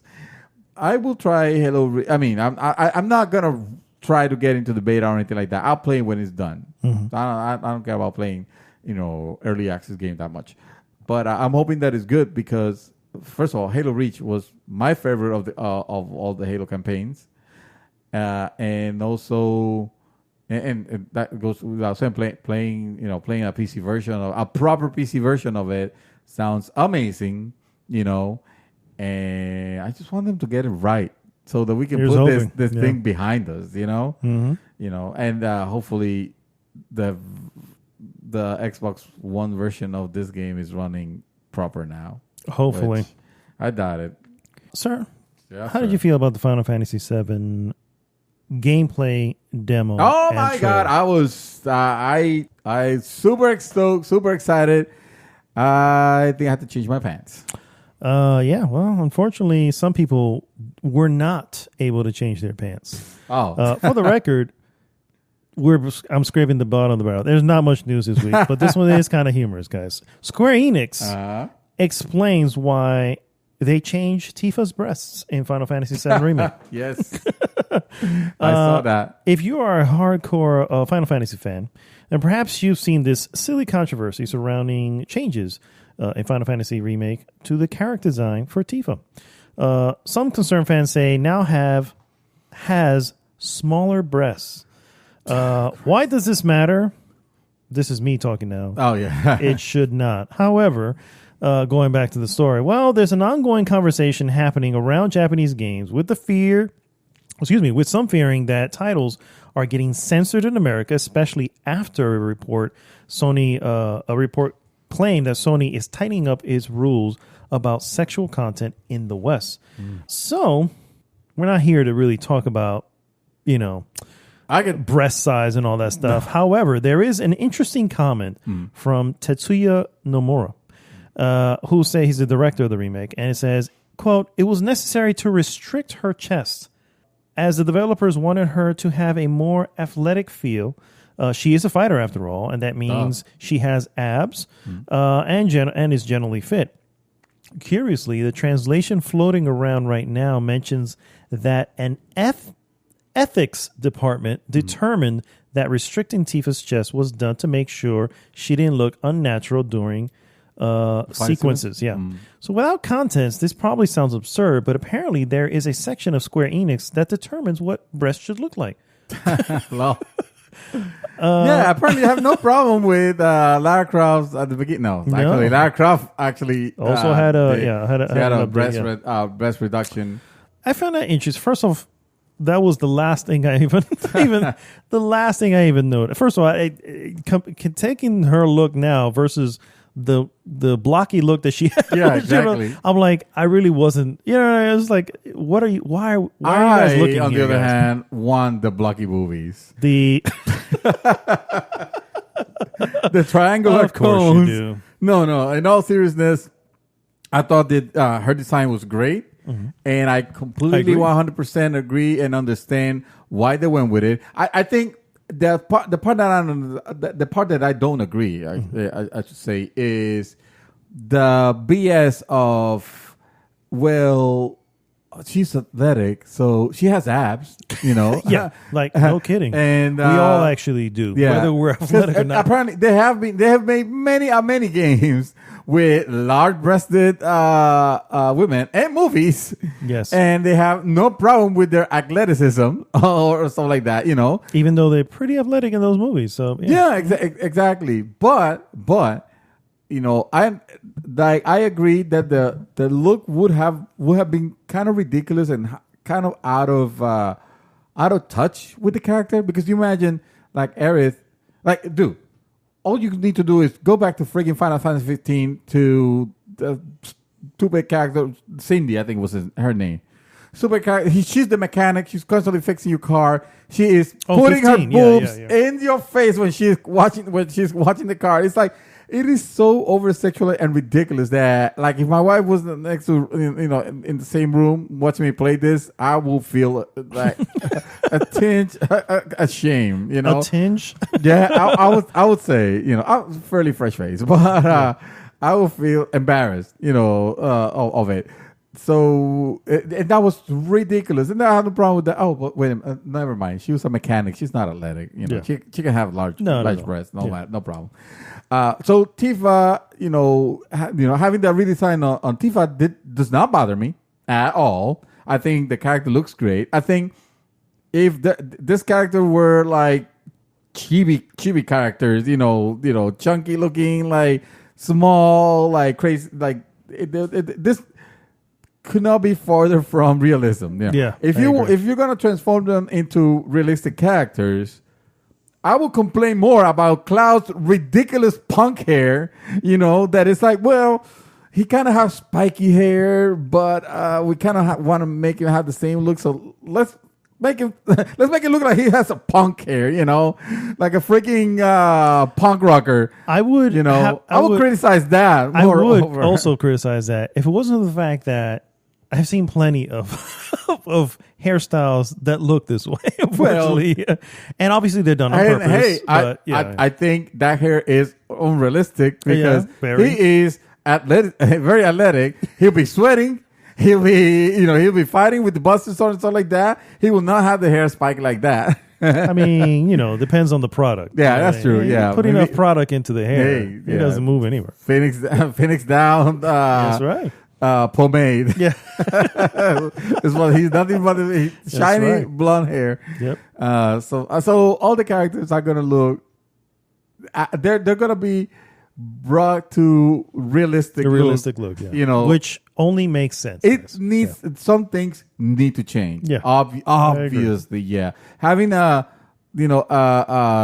top heavy Tifa would not have made her character look any better. If anything, she would have looked kind of ridiculous, and also the point of attention, will be completely taken from away from everything else. Yeah, and be like, damn, when is Tifa coming back into this cutscene? And also, it was still not. We're gonna be worrying about boob physics and stuff like that. It's like, dude, just let it go. It's guys. So stupid. Let it go. Sometimes, like I said, I'm scraping the bottom of the barrel here. So no, there's not much going on. Yeah, no. However, that was a story within the week. Yeah, and that was a hilarious thing to bring up. This thing is not hilarious. Bloodstain Ritual of the Night progression bug may require restarting your campaign. I'm gonna tell you right now, sir. I don't know. I haven't played this game. It looked fantastic. I don't think it's the type of game that I'll be okay with having to restart over a stupid bug. You know what I mean? I agree. It especially if you make it like far enough, right? It's like, oh no. Yes. 505 Games have posted an update on the game-breaking bug players discover in Bloodstained Ritual of the Night. Bloodstained Ritual of the Night backers who received code earlier this week have reported running into a progression block that essentially prevents them from seeing certain parts of the game. While some were able to finish Bloodstained regardless, most were left confused as to how to progress further. Publisher 505 Games has been investigating the root cause for a couple of days, and now recently posted an update. For starters, the issue only affects players who didn't install patch 1.02. This mostly affects the PS4 and Xbox One, since the PC version launched with 1.02 from the get-go. The problem, according to 505, is that certain chests are left in an incorrect state, open or closed, which prevents players from getting the items required to make progress.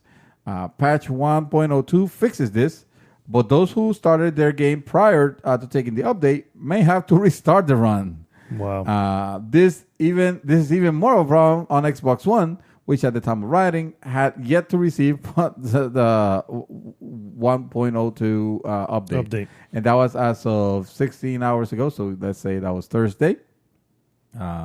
Although 505 is hoping to find a fix for those who started the campaign pre-102, the publisher recommends starting a new after you install the patch. Starting a new one after installing the patch. The good news is that if you did manage to finish your first run pre-patch, your New Game Plus after 1.02 won't run into any problems. So until 1.02 is I think by now, hopefully, Xbox should have the latest update. My God. So I'm glad to hear that there was an update and they're working and the fixes the issue, hopefully. Mm-hmm. I am, however, not happy to hear that if you were playing prior, which more than likely most people were, mm-hmm. Because this is a highly anticipated game, and some people were day one on it. At least backers were. Yeah, I would think, yeah. Because this was a crowdfunded game. Yeah. Having to play this game from the get-go because of this bug will really, really suck. It's, yeah. I agree. No fun, bro. No fun. No fun. Sir, my last piece is my best. Well, maybe it's just for me.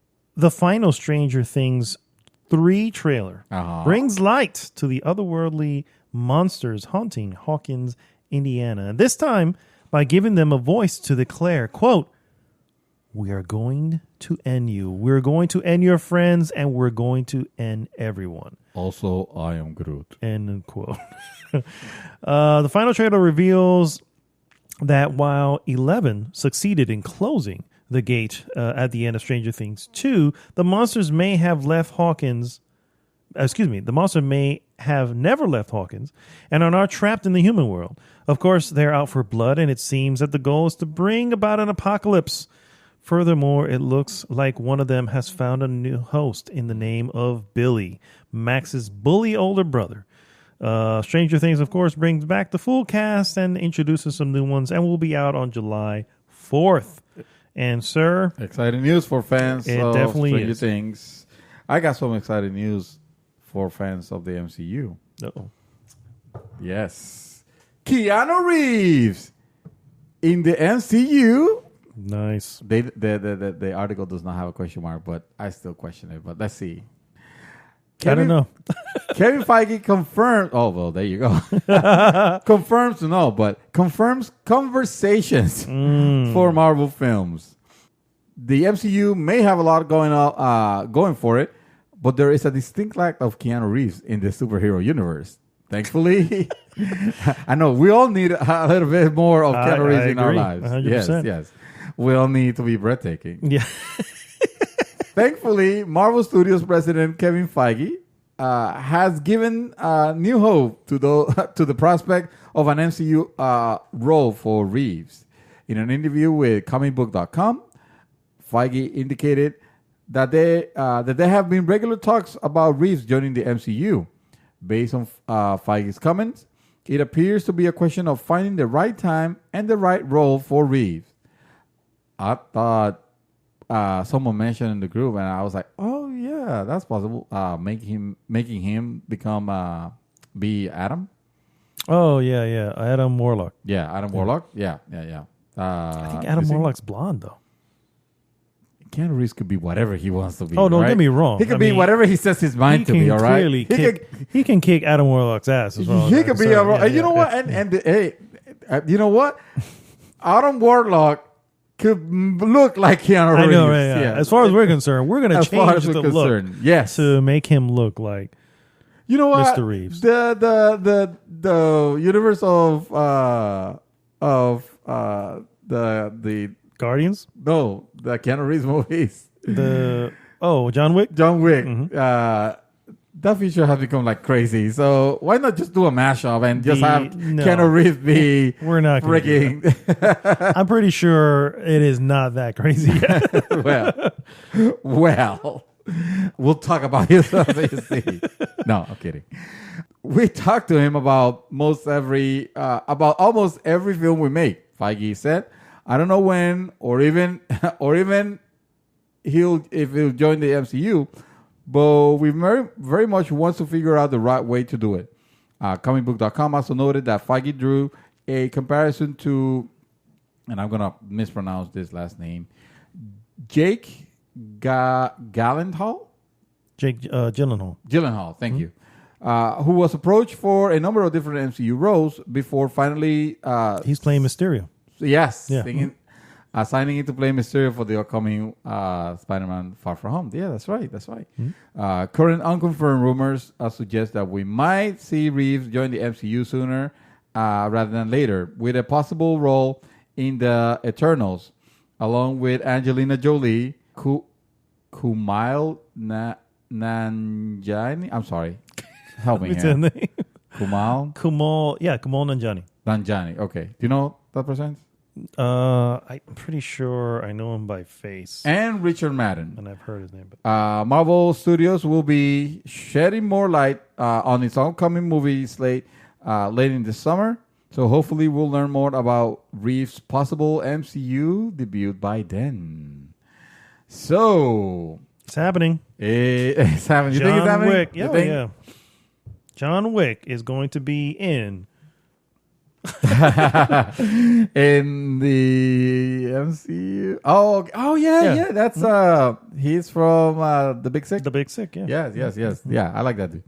So interesting. Mm-hmm. Yeah, very, very, very cool to see the possibilities. Not of John Wick universe mashing with MCU. That'll be ridiculous, and somehow it will make perfect sense. I was gonna say, I mean, the Punisher. He can probably be in the Punisher series. Oh man, that would be amazing. Yeah. But was John Wick meant to be a super comic hero? Exactly. So let's keep him out. Let John Wick be John Wick. John Wick can stand on his own. He's his own universe. That is true. Yeah. He is, yeah. Well, John Wick, the character. The movie, though, 4 will have to be... Stop it already. 4 will have to reel it in and make now. It... No. Sorry, sir. John Wick 1 and 2, awesome. Yeah. John Wick 3, good.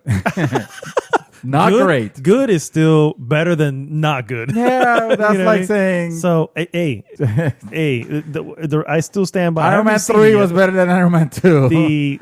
Yeah, it was. Exactly. That's like saying that. Yeah. So... If you're okay with that, then by all means. But it was. Yeah, I know it was. I'm not saying it wasn't. Oh, okay. You know, maybe I understand. It's not the best. So okay. It's not the best of any of them. No, not at all. No. Yeah. Exactly. So John Wick 3 is better than Speed. I wouldn't put it that far. No? Okay. Fine. No. All right. Not better than Speed. I'm sorry. Really? Yeah. No. You need to see Speed again.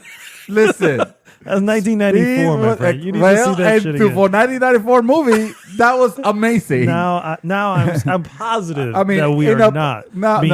Yeah. No, I mean, I'm thinking of the technology or what was achieved, back, by that time to now. Speed, 1994 Speed in 1994 and 95 and up to 2000, let's say, or maybe even further than that a little bit, was an amazing movie. Right now we're living in the post Fast and Furious, garbage, whatever. Yes. So of course it's not gonna hold, but if we were to compare them, side by side by then for the prime, for the prime. I'm gonna definitely watch. Definitely better than John Wick 3. I am definitely gonna watch. I'm not sure I want to do it, but I'm gonna definitely watch John Wick 3. You need to. Of course I need to. Yeah, I mean, I already own the first two, and I'm obviously gonna buy this one. Yeah, because exactly. It is what it is. So. All right, guys, we'll be right back with our hot topic.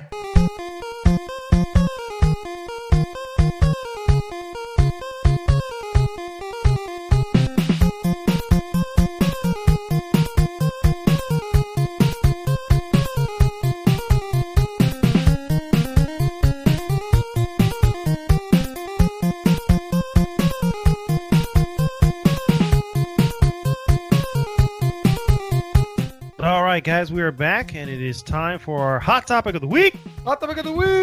Hot topic. Yes, that voice, of course, is also joining us for the hot topic of the week is Mr. Gilberto, a.k.a. Chaos Reaper. What is up, sir? What's going on? The one and only Chaos Reaper reporting in once more. Yes. Nice. We have him Good to back. have you. Thank Good you. to have you Always back, sir. love being back here. This is great. Thank God for Skype.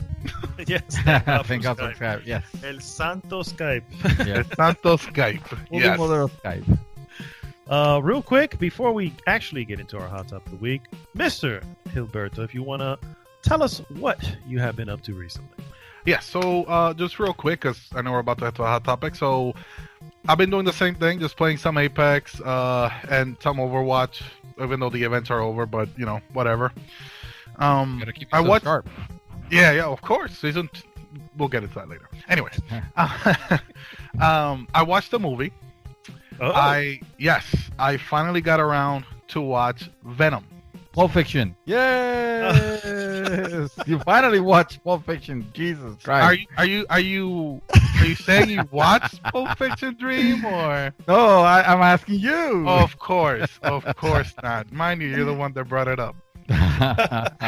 No, I haven't rewatched Pulp Fiction. No. Oh, okay. What is this new movie? Something called Venom? Venom. I saw Venom. nice. I watched Venom. All right. What'd you think? Me and Miss Reaper were kind of like browsing, and I didn't find anything in HBO Now, and I didn't find anything I know interesting on Netflix at least. So, kind of like saw Venom there on Hulu, just like all lonely and shit. And like, Yes. This is gonna be our Thursday night. yeah, I was gonna like, listen, we haven't watched it.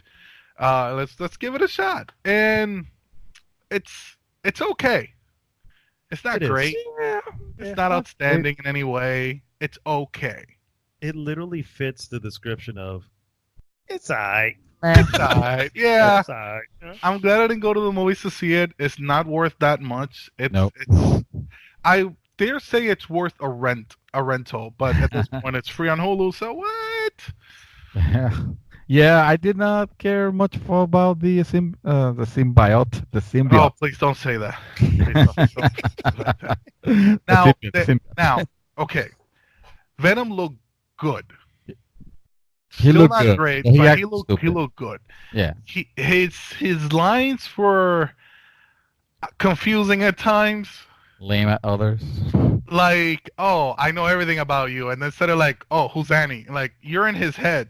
Don't you know already? But you know, whatever. Usually Venom has his tongue out and shit like a lot, but here in the movie he doesn't. The moment that he does, I think it looked really well. They should have kept it up, but maybe the CGI was too costly for that. Or maybe they didn't want him talking like this, like all the time, because his Well, tongue- I mean, if you look how he talks, he barely even moves his teeth. Like, there shouldn't be words coming out of that mouth, so why would the tongue matter? That's true. Yeah. The villain was subpar. Yes, Riot, right? Yeah, it's basically like a stronger version of Venom, and that's it. Which, by the way, according to the comics, that's not how that goes at all, but I know it's the movie and it's not following faithfully the comics, yada, yada, yada, yada, whatever. It is Fox, and they're notoriously not Fox, Sony.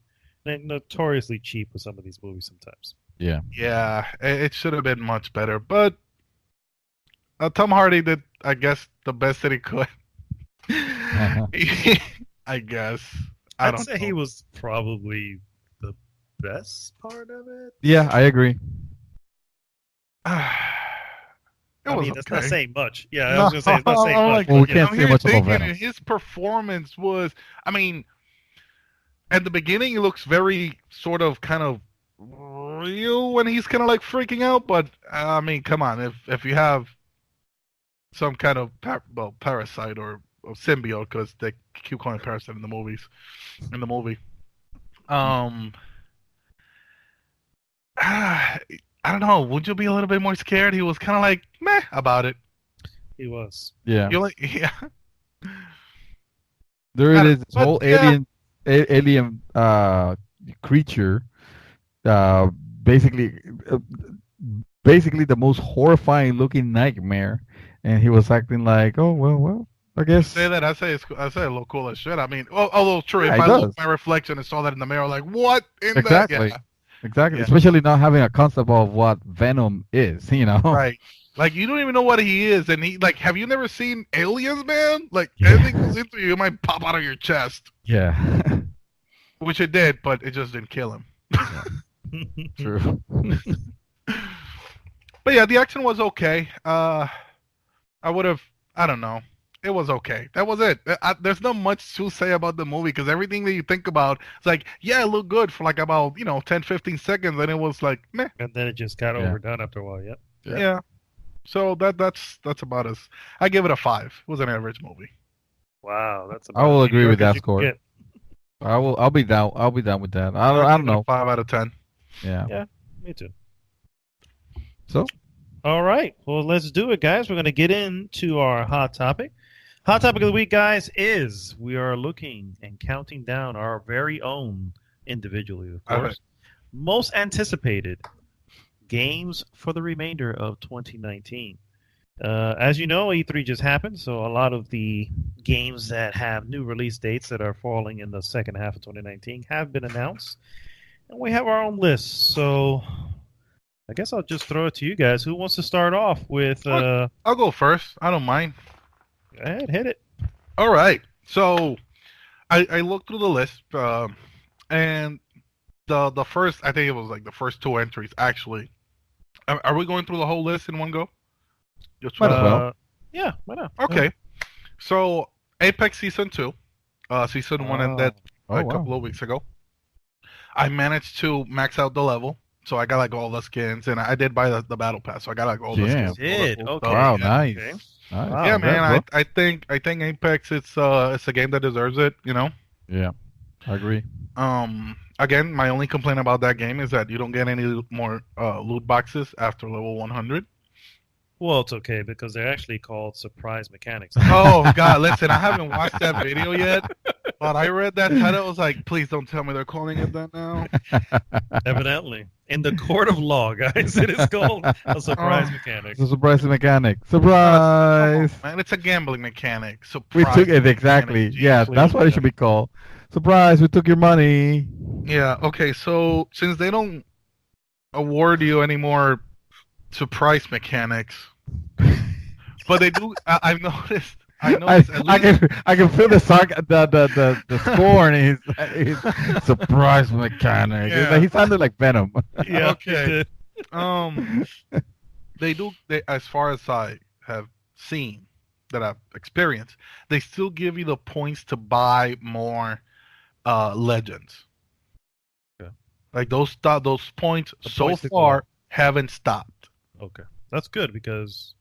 Right. So I mean, even if it takes you 20 levels, because that's what it will take you to get a legend, you can do it. It's not impossible. You don't have to pay for it. 20 levels, it's a bit of time. It's a bit of a grind, but if you haven't saved up, you can just buy I have 30,000 something points saved up.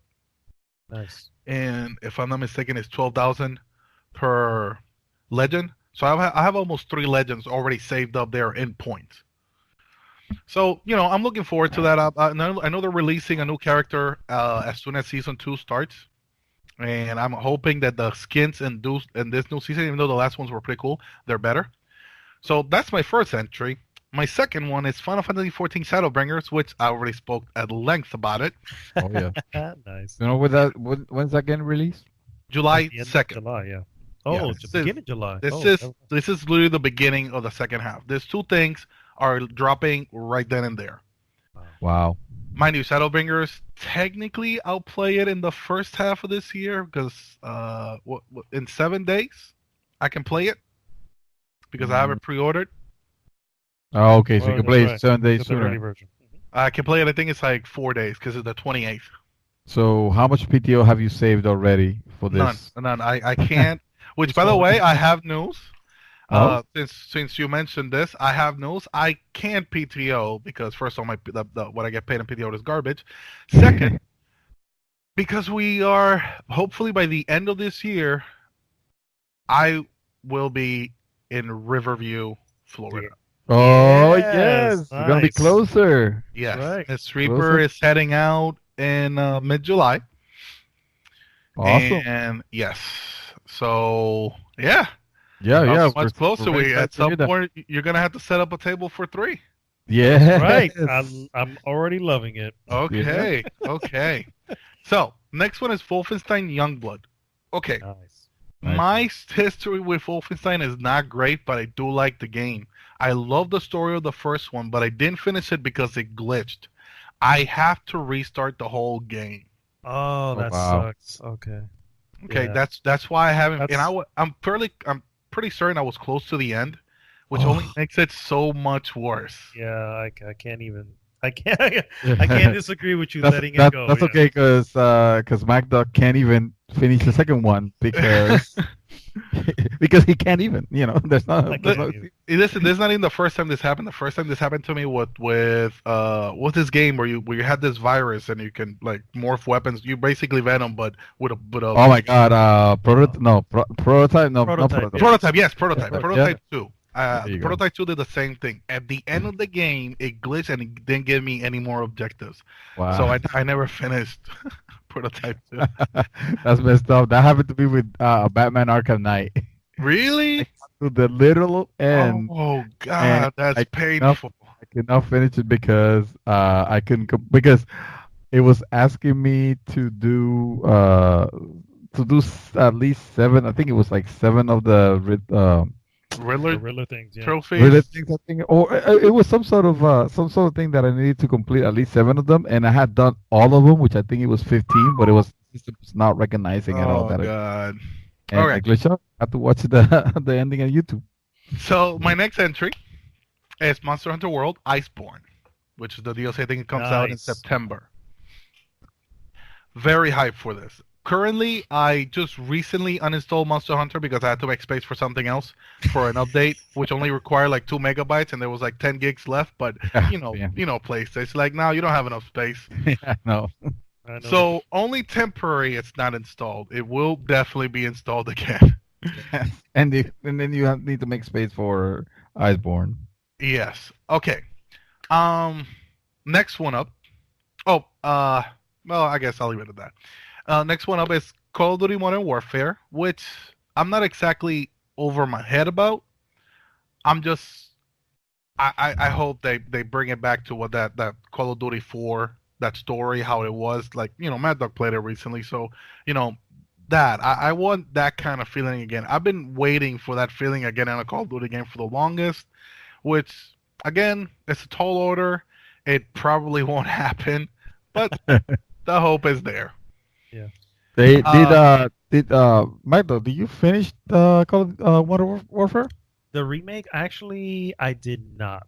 I got about, I think I was pretty close to the middle or towards the end, and I did my usual, like, I guess I'm done. And I just It's deleted not it. a I long deleted it. campaign, and honestly, I recommend it. I really enjoyed that story. I enjoyed my time with it, but I was like, I don't know. I guess Well, maybe you saw the most important part, Dream. You played Modern Warfare, right? Right. Yes. Okay, so slight spoilers I had for a game that's like 15 years old. I know it's not, but less. The part where the nuke goes off, Yeah. that to me that was That was pretty epic. Yeah. Yeah. That was pretty epic. the first time I played that game. To me, that was utterly mind blowing. Like, what the hell is going on here? And you're literally so hopeless after you literally were a one-man army. Which one was it that had the no Russian? That's the second one. That's the second. That's Modern Warfare 2. I got you. Yeah, which by the way you can skip because the game does let you skip it if you think it's gonna, because you literally go around killing civilians, which was a huge point of controversy for this game. I was shooting in the air. I did not want to kill anybody. I was shooting in the air. Oh, that's so nice of you. But then, of course, when it happened, when what happens, I was like, did they just found out that I was just shooting in the air? No, probably not. The game doesn't have that logic. It was just scripted. Yeah, it was scripted because I gave no fucks, man. Yeah. I would have chaos. You're the chaos I was reaper. gonna say. I was gonna. You I was create gonna guess. chaos, and you're the reaper. You went kill. for it. Yeah, I went for it. I just like This is what you want me to do? Yeah. Okay. Okay. So, all right. So following that is the enigma, the mystery. Oh. This Oh, I know where ethereal this is going. thing that nobody understands in this world. Death Stranding. Yes. I thought for a second you were gonna mention the Google Stadia. Oh, You know what? I'm not gonna lie. I almost put it on my list. I almost put it on my list. The enigma that nobody seems to understand. Yes, Okay, Death Stranding because babies are important. Yes. Wow. Yes. Ridiculously. And Yeah. I mean, I don't even know how to like expand more on it. That shit is just weird. Yeah. Find out when you're playing the game and suddenly there is a nursing button. It's it's literally Wow. the most Hideo Kojima-esque game that Hideo Kojima has ever Or Hideo Kojima. Yeah. Okay? This is literally Hideo Kojima unhinged. Right? Yes. Unhinged, just Yeah. unleashed. I mean, It's it almost just do you. it almost feels like you're looking inside his head, and this is what it looks like. Yes. Has Scary. any of you ever seen the film The Cell? Yes. So Jennifer Lopez. yes, Yes. The horsey You know, pieces. back Yes. when she was called Jennifer Lopez. yeah, Yeah. so, before J-Lo. Yes, that one with the serial killer, and she's able to go into his mind and the just wackiness, craziness of his mind. This is what we're about to face. Pretty guys. much. Yes, pretty much. Oh, okay. I'm not gonna lie, but Dream, have you watched this movie? I seen the cell. Yes. Oh, good. I'm not disappointed. I told I should warn you, like I warn everybody that has sat in the same chair as you're about to. If you're gonna start a question with "Have you seen?" you're gonna be disappointed with the answer. Like, don't okay, even try it. but you I just not give up. You just proved that that's not always the case. I mean, mean, true. Yeah, So there's a chance. yeah, but do you want to play those odds? Is the I question. mean, a I'm broken not clock losing is anything. right. Well, I'm just gaining Twice a day. disappointment, but Exactly. I gained something anyways. Yeah, exactly. Hey, it's called my surprise mechanic. I don't have to hold X to open it, do I? No. Okay. Just press F to So, salute. just because, why not jump to the complete opposite of what Death Stranding is? To jump into something completely familiar, and I know inside out with probably one or two new mechanics. Pokemon Sword and Shield. Oh, I knew it. I knew that was going to be on your list. I Oh. knew it. Because why not jumping from like the dark depth of what Hideo Kojima's mind is into like the bright world of Pokemon? Sure. Yes. Yes, I said it before. I have been waiting so long for a console release, and this is it. If this is what they're gonna give me, I'm gonna go for it. I like it. Some people don't like the mechanics of the giant Pokemon. I don't remember the name of it. I'm just gonna go with that. Yeah. I know. I think it's called Giant Pokemon. No, it has a name, man. It's Pokemon, okay? Oh, Pokemon Alpha, Pokemon. It Mega. had some. I think it's like Mega Pokemon. some bullshit. Anyways, what they had before in Omega Ruby and Alpha Sapphire, they had something. Oh, I actually started in. I think it was the one before that. I think it was White and Black. It was the Mega Evolutions, which it's a transformation you can only do once per fight. You know, one of your Pokemons can only do it. If one of your Pokemon do it, the other ones can't. And it's just a stronger version. It gives you more, different things. It's all strategy. And that I thought it was great. The Pokemon actually physically changes, sort of kind of like Digimon, which actually, now that I think about it, is a complete ripoff of Digimon. But that's besides. I don't think they're gonna keep doing that mechanic anymore, just because it would. This is not an excuse for them, but I'm guessing this is what they're gonna go with.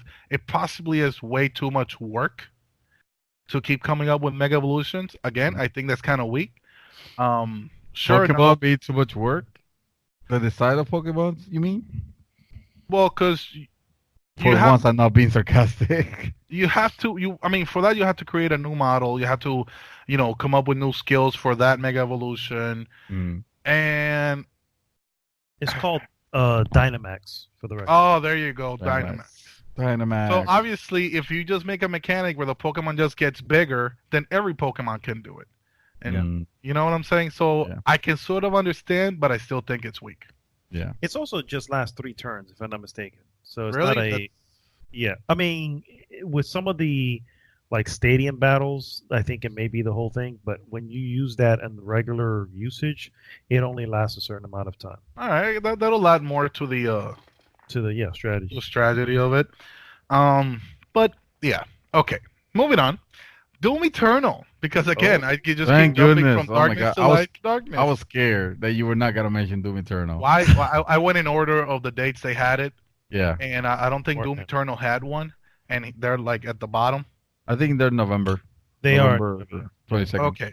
Yes. I've only seen the reveal trailer, right? And do you need to see more? Seriously. Yeah, no. Well, I'm ready. My Yes. body is ready. Oh, I don't know if my body is ready, but I want it. Yeah, that is definitely happened. And last but not least, Final Fantasy VIII Remastered, Oh, interesting. Right, Okay. that's right. That does come out this year. which again is one of my favorite RPGs. Period. Even though I'm well aware of all the faults that it has. Yeah. Which, if you want to hear more, you can go back to where we listed the Final Fantasy. Final Fantasies, yes. Yeah. The two-parter episode. Oh God. Yes, but yeah, that's my list. Those are Awesome. the 9 things, because they're not. I mean, they're not all games. Some of these are DLCs or updates. Those are the 9 things I'm excited for in the second half of 2019. Nice. So, Nice. gentlemen, balls Nice. in. Well, I guess it's just one ball, but it's bouncing between your 2 courts. I'm gonna take it. I'm Okay. gonna go ahead and take it since I have a list. I didn't realize that there was so many games coming on 2019. No, so many games that I was actually gave a care. Of course. I know, and I'm sorry to interrupt you, but I know, right? Because I started going through the list like, what the hell am I looking forward to the rest of the day? Like, yeah. Like, yeah. Yeah. It's like, oh yeah, 2019 is not dead. That's Yeah, that's but by the time I noticed I had like 5 of them by September only, like, god damn. I know. Yeah. I got a few, starting with a couple of them that are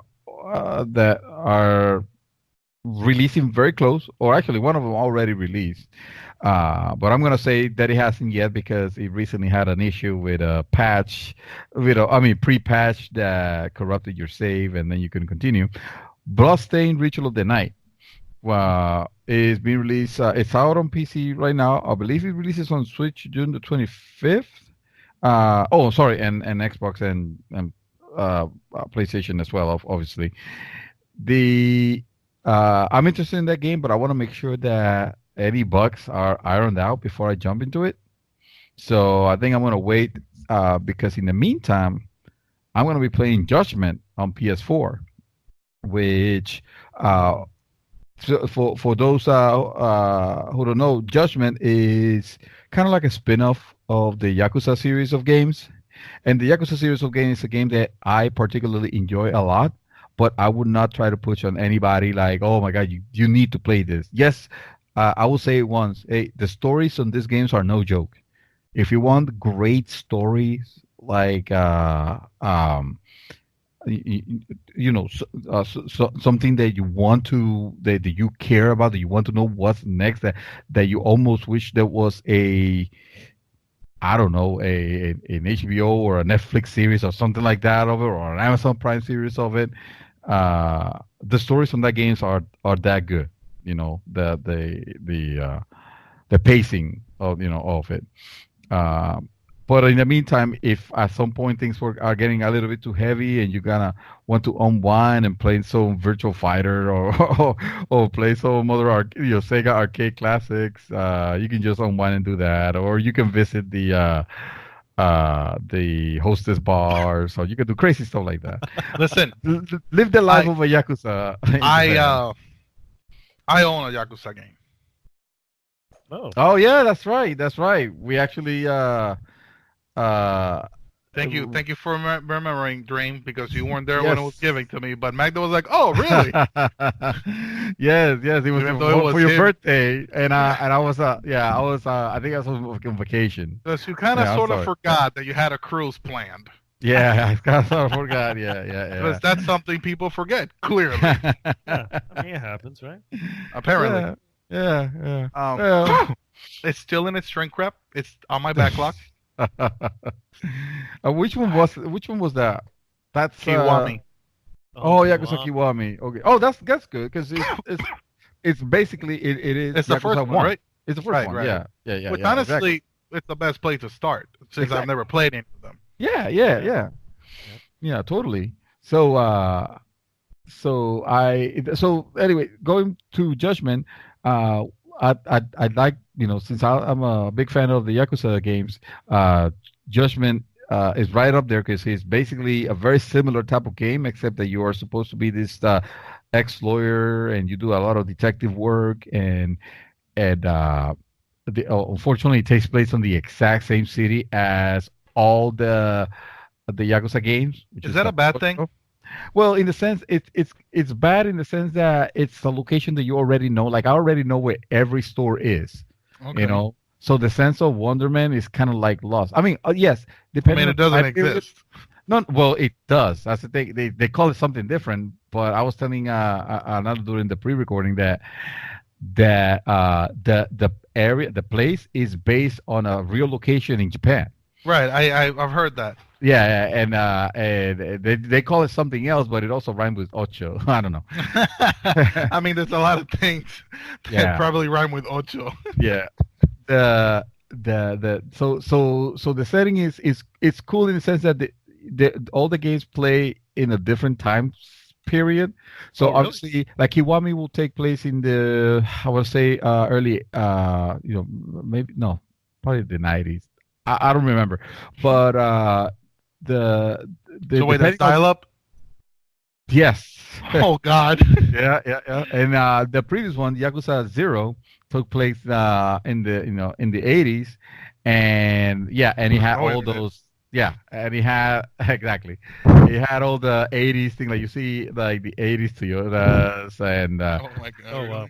Like it's cool to revisit those settings. And this one? This one is modern. So this one, there's okay. drones. You can fly drones. This is present day. So clearly the next one will be in space, obviously. Obviously, yeah.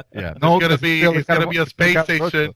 It's gonna be it's gonna be a space station modeled in the same city, but in space. Oh, it's a hologram. It's a holodeck. It's a recreation of the city in space, or whatever, some kind of shit like that. Calling it right now. There you go. But it's crazy because you could go in and play a whole version of Virtual Fighter 5. I think I want to say it is, or other different Sega games within a Sega game. So it's kind of crazy. Anyway, enough judgment. Wolfenstein Youngblood, you already mentioned, comes out on July 26th. Very excited about that. And then from July, I don't get anything else to play until Gears 5 in September 6th. That's called time to go through your backlog. That's true. Yeah. I'm gonna take advantage. So August is backlog month. August will have to be, because there's nothing that calls my attention during August. But I do want to play Gears 5 on September 6th. And then maybe, this one I put on my list, but it's right now it's a maybe because I'm waiting to see how the development, the final product is. And that is Code Vein. Oh, okay. Which one's that one? That's like the it's the Japanese Dark Souls, the Vampire Dark Souls one? Yeah, Vampire Dark Souls. Yeah. Oh! Yeah, I'm looking forward to that. I'm sorry. Yeah, I was surprised that you skipped it. I figured that maybe you forgot or something. You know what? I forgot the name. The name, yeah. Oh, yeah. I forgot the name. I always kept confusing it with vampire, whatever. Oh, Vampire. Hoodie one. Yeah, I always confused it with that one. That's why when I saw, and shout out to Jason Fariello, when I saw Megasan streaming it recently, I was like, wait, this is not. Oh no, I don't know what the name of the other one is. Yeah. Code Vein, the Vampire Dark Souls, how they call the anime Vampire Dark Souls. I am cautiously enthusiastic about it. Yeah, I'll consider myself there too, right there with you. It looks cool, videos and screenshots and all that, but I'm gonna wait to see Yeah. what the judgment is on it. I see what you did. Let's see. Uh, by the way, judgment reviews are out there. You know, they're giving it like 8, 7. Eight, You know, yeah. it's yeah, That's 7, all 10, I 8. do. You know, it's Yeah. That's yeah, pretty yeah. good. yeah. It's good. It's really good. But again, not a game that I would say like, oh man, like it's for certain people. If you don't, if you're not like a Japanophile, like level, it will probably not be for you. Although Judgment has English dubbing and But come and lip on. sync. The, So the Yakuza does natural not. Japanese sounds so awesome. I know it does, but it's a little bit difficult to see what's happening on screen and then also be reading at the same time. Yeah. But no, I know what you mean. I still haven't decided if I want to play with English or Japanese voice. You know what's funny though? I what? keep the subtitles on all my games because sometimes these people say stuff and I don't know. I don't understand I'm it. right there with you, bro. I'm right there. That's me. That I have to. That's not the me. first thing I do when I go to the settings. That is Subtitles not on. me. Yeah? I take the subtitles off. Nah, man. I want full immersion. I need them though because sometimes I'll be saying something I will completely not understand what they're saying. It's like Right? Then you get lost. Oh, sometimes they go like, they start talking like this. The I only know. time, Wait, the only what time did he I had say? The only had I to know. deal with that was, did you guys ever play The Getaway? Yes. That's the only time I It needed was that. 'Cause I such was a like, good game. my goodness, these Cockney accents. I have no idea what's being said. That's true. That's true. I That's needed true. it for that. That was. You think we'll ever get a remake of that? Like a remake? Well, remake. More than likely. Yeah, I think at some point. I think they're just At some waiting it point. up. Yeah. So that's Code Vein. You also, Chaos, you mentioned Call of Duty Modern Warfare. I am looking forward to that one, although I wouldn't say that I'm like holding, just like you said, I'm Right. not like holding my breath, like, oh my God, I need to. This is more curiosity to see, what happens or what it is. And What they do with it? yeah, exactly. I also enjoyed the Modern Warfare, the Modern Warfare story. So I will know, and those games, I don't play the multiplayer on it. I tried it with 4, and at the end it was like, no, this is not for me. So I'm not even gonna touch the multiplayer on this one. But if I want a mindless shooter that I just want to see action and just shoot baddies, then I'm down. With Modern Warfare, and I hope it's good. If you want to be a one-man army, well, that's a lot of games like that. But Yeah. Well, nobody does that better than. Well, that would be Titanfall. So, Call of Duty Modern Warfare releases on October 25th. Then following that is Death Stranding, November 8th. Of course, we need to see what the cluster bleep is that on it. Seriously. But my most anticipated title of this year has to be Doom Eternal. That it is absolutely. It's a game that I pre-ordered since last year. Wow. And the moment I knew it was coming out, I was like, here. Wow. This Here, guy. Amazon. Have my money. Take my money. Well, it's Amazon, so they won't take them to the ship. But it's like secure my spot. I need to be. I need to receive that game day one. When did you pre-order? I think when the announcement came out during E3, I do that. If you're not wearing a helmet, I'm gonna be pissed. No. I'm not spending $200 and something. I don't care what game. I'm not buying the Final Fantasy Collector's Edition. I'm done with Collector's Edition. I don't do that anymore because I never do anything with them. I keep them in the box. I never put them together and display them or anything like that. Really? I'm like, yeah, I'm past that, dude. I have the Overwatch Collector's Edition. The Soldier 76 statue is still in the box. It has never been taken out of it. Listen, It's in the closet right now. I'm going to be living closer to you. That might disappear one day. Hey, I might freely give it to you because, like I said, it's just occupying space, just like everything else. Collectors, no offense to the fans, but to me, they're dumb. I'm done with them because they don't offer anything else. Anything. So here's where for the most part I agree with you. Yeah. For the most part I agree with you. Especially when you're offering a collector's edition for an IP that no one's heard of until this game. So yeah, I always found 100%. I always found that ridiculous. Correct. Now, when it's an established IP, for instance, like Final Fantasy VII, That I can understand the desire to. That's a centerpiece that yes, I will be showing. That would probably sit at my desk at work behind a glass case. You know what I mean? So I didn't buy it because I'm not going to spend money on that. But certain things, like I did the collector's edition, for instance, for BioShock Infinite. Why? Because BioShock itself was such a great game. I was like, hell freaking yes, I want that. You know, I did it for Dead Space 2. Why? Because Dead Space 1 was awesome. You know what I mean? Mm-hmm. So that's where it makes. You know, I think I did that too. I have the little gun somewhere. I don't know where my. I have it. I have your. I gave it to you. So I didn't even do anything with it. Oh yeah, at the end you end up like just disposing of it or doing something. Yeah. I don't know. Like, who wants this? I'll tell you what. I'll tell you what I'm a sucker for, and that is steelbooks. Give me a game like I could have the digital version of a most anticipated game today, and the steelbook in about a week. I will wait that week for that steelbook because I just love that. And you know what I'm a sucker for? Cloth maps. Cloth map. Oh my god! I'm not gonna lie. They don't do that. Awesome. They don't. Yes, they are. Yes, they are. See, it's kind of awesome. now you're talking about an era where collector's editions were something. You know, they meant something. Not $250 worth of plastic that doesn't cost $25 to put together. How much would a cloth map cost to put together? Well, almost nothing. But it looks good as hell, and they didn't charge you extra for it. It was a collector's edition. Yeah. But what do you mean they didn't charge me extra for it? Well, the ones that I'm thinking, which is Luna the Silver Saga for Sega CD, I didn't have to pay anything extra for it. It was the same. It was the same $60. Wait. Could you say again what console it was for? Sega CD.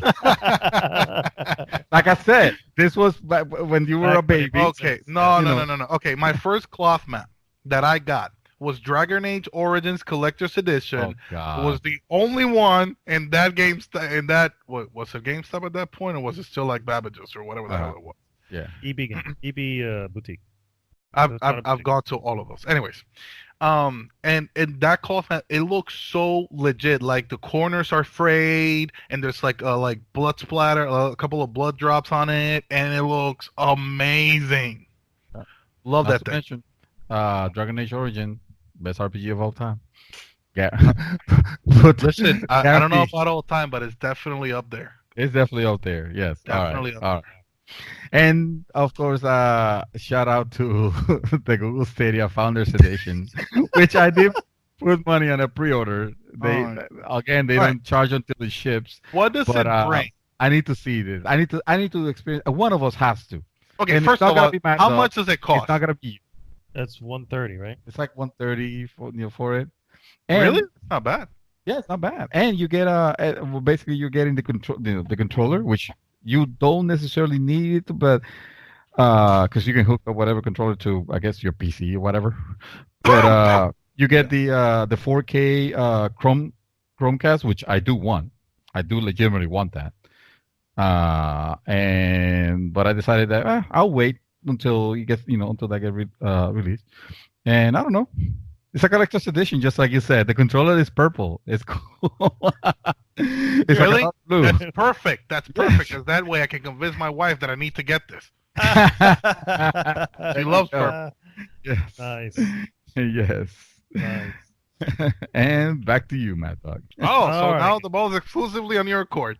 Yes, exclusively my court. And let me tell you, there's several games that you guys missed. Oh yeah. Well, listen, I read before you even start. I saw a gazillion of indies here on like Mad Dog's right mentioned like at least 10 of these. He's gonna see the Tears of Isadora. First off, screw you guys. No, actually, none of those are actually on. Come on, they're not highly anticipated. Enlighten us, Bad Dog. Enlighten us. Starting from the top. Yes, sir. And I realize that starting from the top will probably fall into the camp that you guys are talking about. But you guys have heard of this one, and probably just to remember. A title, and this is actually more of a curiosity, kind of cautiously optimistic. Mutant Year Zero. What in the fuckity hell is that? A semi. I'll tell you what it is about. So you're this girl, right? Oh, And okay. you are walking through these clouds, and it's a semi-erotic journey from Milan to Minsk. You know, I started believing you, and then you. Yeah. Wow. At some point, he lost you, right? Well, you know it's true. You know it's true. Mutant Year Zero, guys. There it is for you. Well, I'm showing it for him. You can look it up. I was gonna say like I can't see shit. Essentially, what it is, Howard Duck is in it. Howard the Duck is in it. Also, the pig from Beyond Good and Evil is there. Yeah, so And what's the guy? Let me see the guy. it's not a guy; it's a girl. It's a That's girl? the girl from Alright. the Beyond Good and Evil. No. Oh. This is actually a XCOM type game, so it's a turn-based strategy type game. But it takes place in the future. It's got of course, post-apocalyptic world. Obviously, these are mutants. They're not meant to be real people. Really? I thought they were real people. Just the title alone kind of like gave that away. Yeah. Okay, we'll go with that. So wait, are you playing as a mutant, or are you just fighting against them? Well, you play as a team because you actually control the team. Oh. Have you ever played XCOM? I know the genre. Okay, so it's basically the same thing. It's a squad-based turn-based combat game. And, Damn. Yeah. Is there anything shorter? Hey, you got my attention. I know Of you course. like this. Yeah. And look at the. I'm showing this to Santos. Yeah. This is basically the same thing as XCOM. My ears are pricking up. Yeah. So that comes out on July 30th, and again, not on the top of the list. Just hey, I've kind of been keeping an eye on this, waiting to see more about it, and it has a release date, July 30th, coming to PC, PlayStation 4, Xbox One, and Switch. The next one you guys have heard of as well. This one is coming to PlayStation 4 and Xbox. And that is The Man of Medan. This is from the maker. I know you're giving me that look. I don't know what that is. It is You thought I lost you. the Dark Pictures anthology. This is from the makers of that game. Oh my god, it's killing me now. Let me look it up because it's killing me. But basically, they did a game that was sort of like a horror film. Outcast? No, not Outcast. Hold on, I'm gonna look it up right now. But basically, it played very similar to the Life is Strange series, but it's a horror film. My god, it's killing me. Let me see. For what? For PlayStation 4, obviously. For PlayStation 4, yeah, it came in. Dawn. Yes, Until Dawn. Thank you. Until Dawn. The Until Dawn game. So this is from the makers of the Until Dawn game. Which, for the record, I've said this to everyone, particularly those who love horror. That game has been on sale many a times at like $5. I think I own that game, and that game is great. It is you take control of like 8 teenagers that go to a cabin in the woods. You know what I mean? And basically the horror shit starts to happen, but it plays out really well. So this is their follow up, and apparently they're starting an anthology. So this is the first chapters of the Dark Pictures anthology. Is called Man of Medan, and it's already said to be pretty scary. And looking forward to that. Probably one of the highest anticipated games of the rest of this year is Catherine Full Body, guys. Catherine Full Body. Wow. Okay. From September 3rd. I have an idea what it's about, but I've never played a Catherine game. Because there has only been one, and you should. Yeah. Well, okay. I haven't played Catherine then. Okay. I don't know if you have an idea of what it is, though. Yeah, I don't think he does. It's definitely not what I thought it was going to be. I've heard things. Okay. Yeah, all right. But So I'm fairly short certain end of I it- can't put it all together. Yeah, the short end of it is this. Here we go. The gameplay that you play only happens at night in the main character's dreams. And so the story is this. You play as Vincent. He has a girlfriend who I want to say is pregnant. Her name's Catherine with a K. And then somewhere along the line, he meets a beautiful blonde, Catherine with a C. I don't remember the pregnancy either, but I have a feeling there was something going on. But They're moving Anyway, together, so I remember. Catherine with a C he What the meets fuck? and has a one night stand, and realizes that he just cheated on his longtime girlfriend Catherine with a K with Catherine with a C. Yeah. And so the Because we've all night been here. We've all been there. yeah, sure. So the nightmare that happens at night is him trying to get out of this pit that he's falling into because he's constantly having to lie, I guess you can say, or try to avoid the truth, whatever. So throughout the day, you're seeing very similar to Persona 5 type gameplay and some of that stuff. But at night, the actual gameplay happens, and it's almost like a Qbert type of thing. I was you know gonna what I mean? say, Yeah. it's Wow, not like a No, Say Qbert. careful. It's okay. So no, because Qbert makes you sound like so you're climbing up boxes, yeah. this part, but it's almost like like the game of boxes, almost where Yeah, where you can you're get stuck. moving squares and you're trying to, but for some reason you can't get onto certain squares. Maybe they have spikes or something like that. You're moving that there. It's a puzzle game, and Yeah, it's you're a puzzle trying game. to not Listen, get to stuck at the quote- bottom. That is, we should have actually. This show, Catherine Full Body is a puzzle game. Yeah, you know. There you go. Quote That's all a you should- very famous movie with a very famous anti-hero. What the shit? It's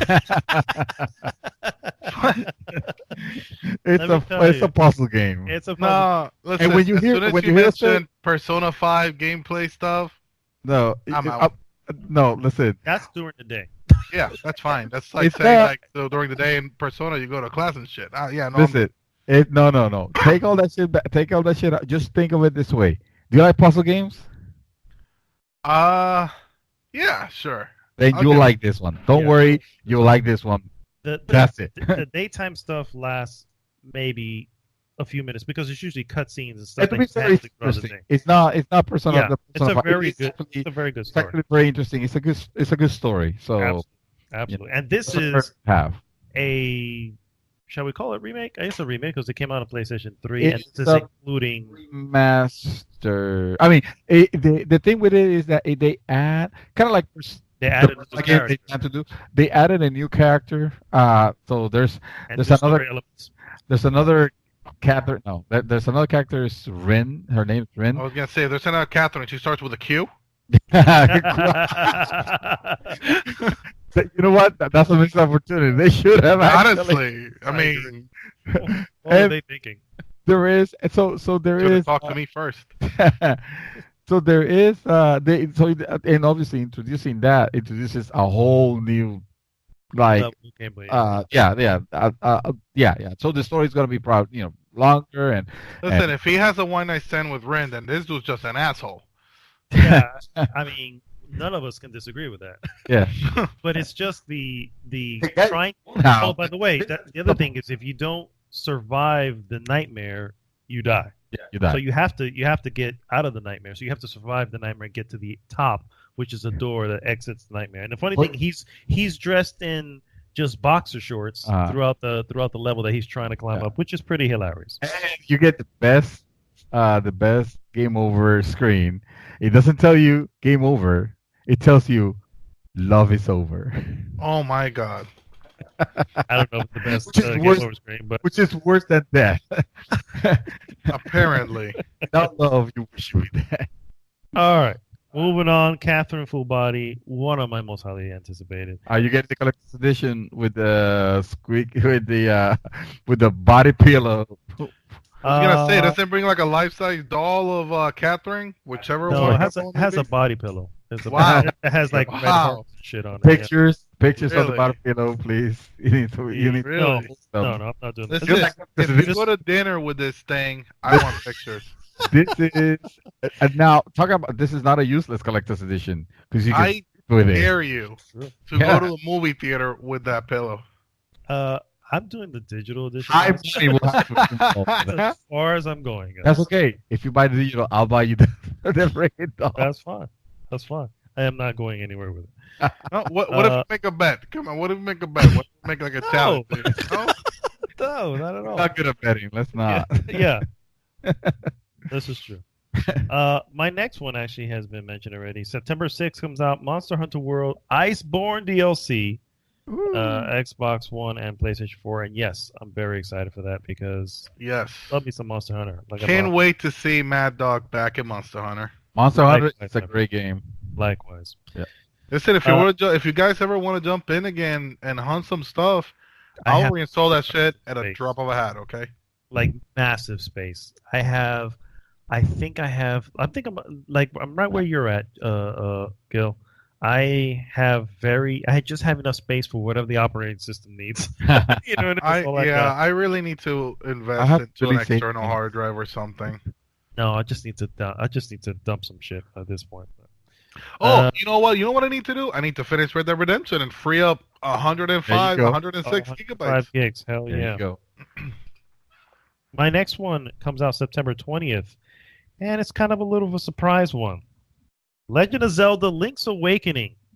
Oh, yes, right. Remake to Link's Awakening, which actually came out back in the Game Boy days, but this was completely redone and looks so freaking charming.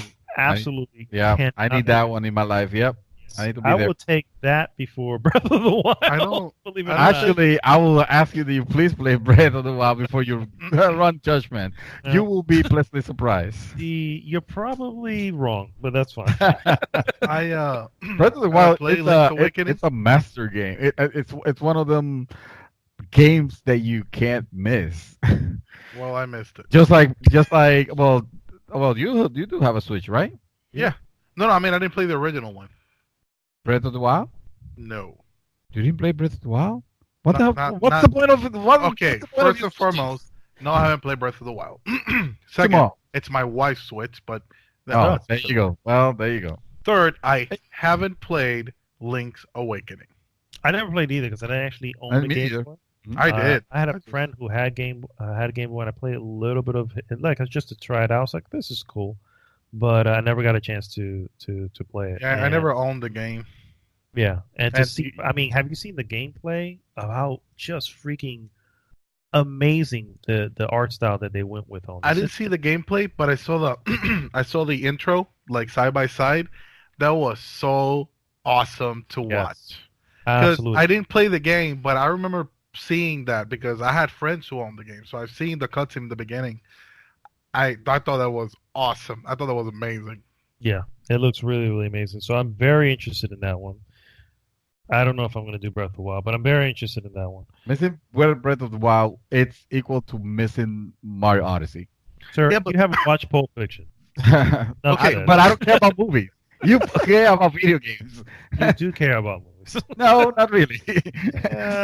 Movies are do. too passive of an activity. I keep video games over movies anytime.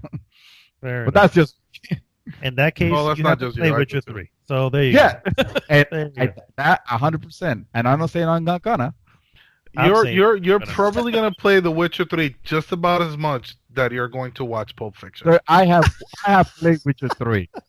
I have. Sir, you have the percentage of what you played of Witcher 3, sir, doesn't even count as. It doesn't even count as a cutscene in most. What did you play? Up till there, and I dare you to stop. I dare you to stop. How many hours did you play? Shit. But you will get far. Fair enough. He played just I don't know how far you got into it, Gil, but he played basically the White Orchard area, and I don't even think you finished the White Orchard area.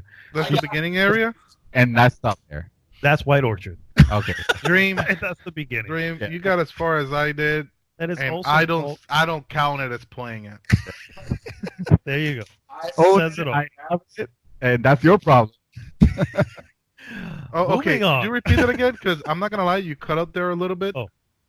Nothing. Moving on. Wow. I'm gonna have to listen to this carefully. My next one, guys, October 25th, The Outer Worlds from Obsidian. Oh, I didn't see that on the list. I definitely would have put that down. Yeah, PC, PlayStation 4, Xbox One. I need to see more on it, though. I agree, but I have seen gameplay of it. Like, they have plenty of gameplay videos, and it looks really, really good. That's another one of my highly anticipated ones because I am a huge fan of the Fallouts. These guys obviously are. If you look at it, it's obviously aping a lot of things from the Fallout series slash everything else that Bethesda does. Yeah. Post-apocalyptic. Yeah. It looks really good. Can't wait for that one. Of course, November 8th, Death Stranding. We've all said it. It's the game that we don't even know what the hell's going on, but we all want to play it. We all want to play it. Exactly. I can't wait for that one. That's another one that I will probably buy pretty quickly. I'm not even going to wait because I don't even want to know. I just want to play. Like, even if it's not good, this is Kojima, and his not good is probably still wacky enough to be okay. You know what I mean? It's certainly going to be wacky. Yeah, exactly. And then, of course, without fail, Doom Eternal. Yes. I think we're all ending our year pretty much the same. Yeah. We're all going to be killing demons and shit at the end. Yes, right. Yes. So exciting. I know. Exactly. Who's getting the collector's edition? I love it. Not me. Listen, if I could, I would. But I already, I didn't put it down, but I already have Final Fantasy not Shadowbringers, I wish. 7 put aside and saving for that. Nice. All right, well, guys, that brings us to the end of an awesome real episode 165 of GZ's The Mouthful Podcast. Thank you so much for tuning in. As always, guys, please go to goodgame.tech, join the conversation there, and please like, subscribe, and share the podcast with everyone. This here is Mad Dog signing off for this week. Mr. Gilberto. Woohoo! Yes. Oh, it's my turn. I thought he was going to say something else. The floor is yours. Yes, I was expecting something like that. Thank you guys for having me over. Again, I love being here for the hot topic of the week. Even I was actually better prepared this time because it wasn't that hard to prepare for because I didn't get dropped with like 20 different other categories. I would really like to at some point join you guys for the whole thing from the get-go. Oh yeah. That's definitely gonna happen. It's just that we're getting out for work early. Yeah, so I'm gonna try to see if I can switch one of these Fridays to get out at 6. Oh, okay. That's awesome. That'll be great. Yes. I'll see if I can manage that because most people don't let go of that shift. I know the feeling, sir. Right. So, but again, thank you very much, guys, for having me over. Dream, please take us home. Was not prepared. Yeah, what the hell? I don't have anything witty to say. My turn to do it. Honestly, Yes. I'm just thankful that we are getting to fill out the third chair, the long-awaited missing third chair, and who better person to have it, fill with that Mr. Chaos Reaper, of course, that who from the get-go has told it like he has seen it. Yes. And there gonna be some, I understand, some management arrangements. Yes. On the group. I understand. Yes, right. That is true. Gonna be some. No, I believe it's already done. It's already done. Yeah, it already happened. Look at that. Yes. Look at that. For those who don't know, Mr. Chaos Reaper is now officially an admin for GG. Promotion! That's right. I leveled up. Yes, finally.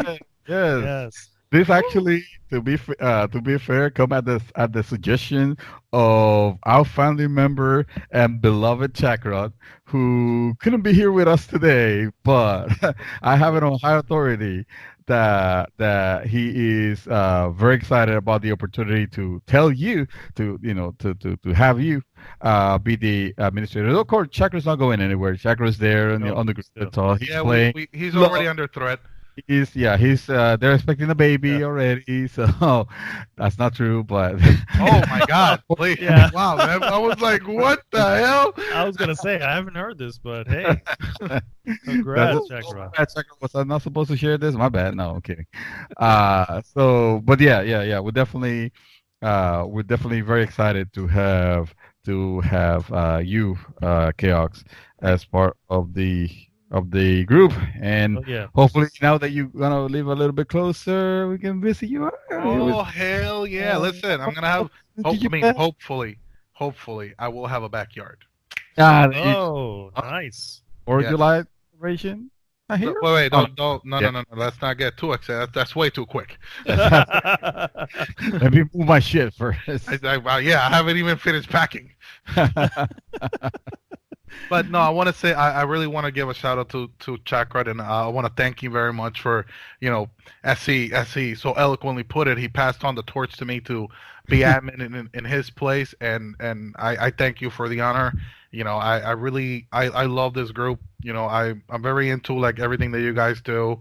I'm pretty sure I drive my wife crazy about it. I still have the first GG hat that I bought. Yes. I've lost it a couple of times and I freaked the hell out, but so far I've always found it. So thank you guys. Thank you. Oh man, it's a pleasure having you, sir. Thank you for joining the admin group, shall we call it? Yeah. All right, guys. So we will see you next week for the Mouthful Podcast. GG!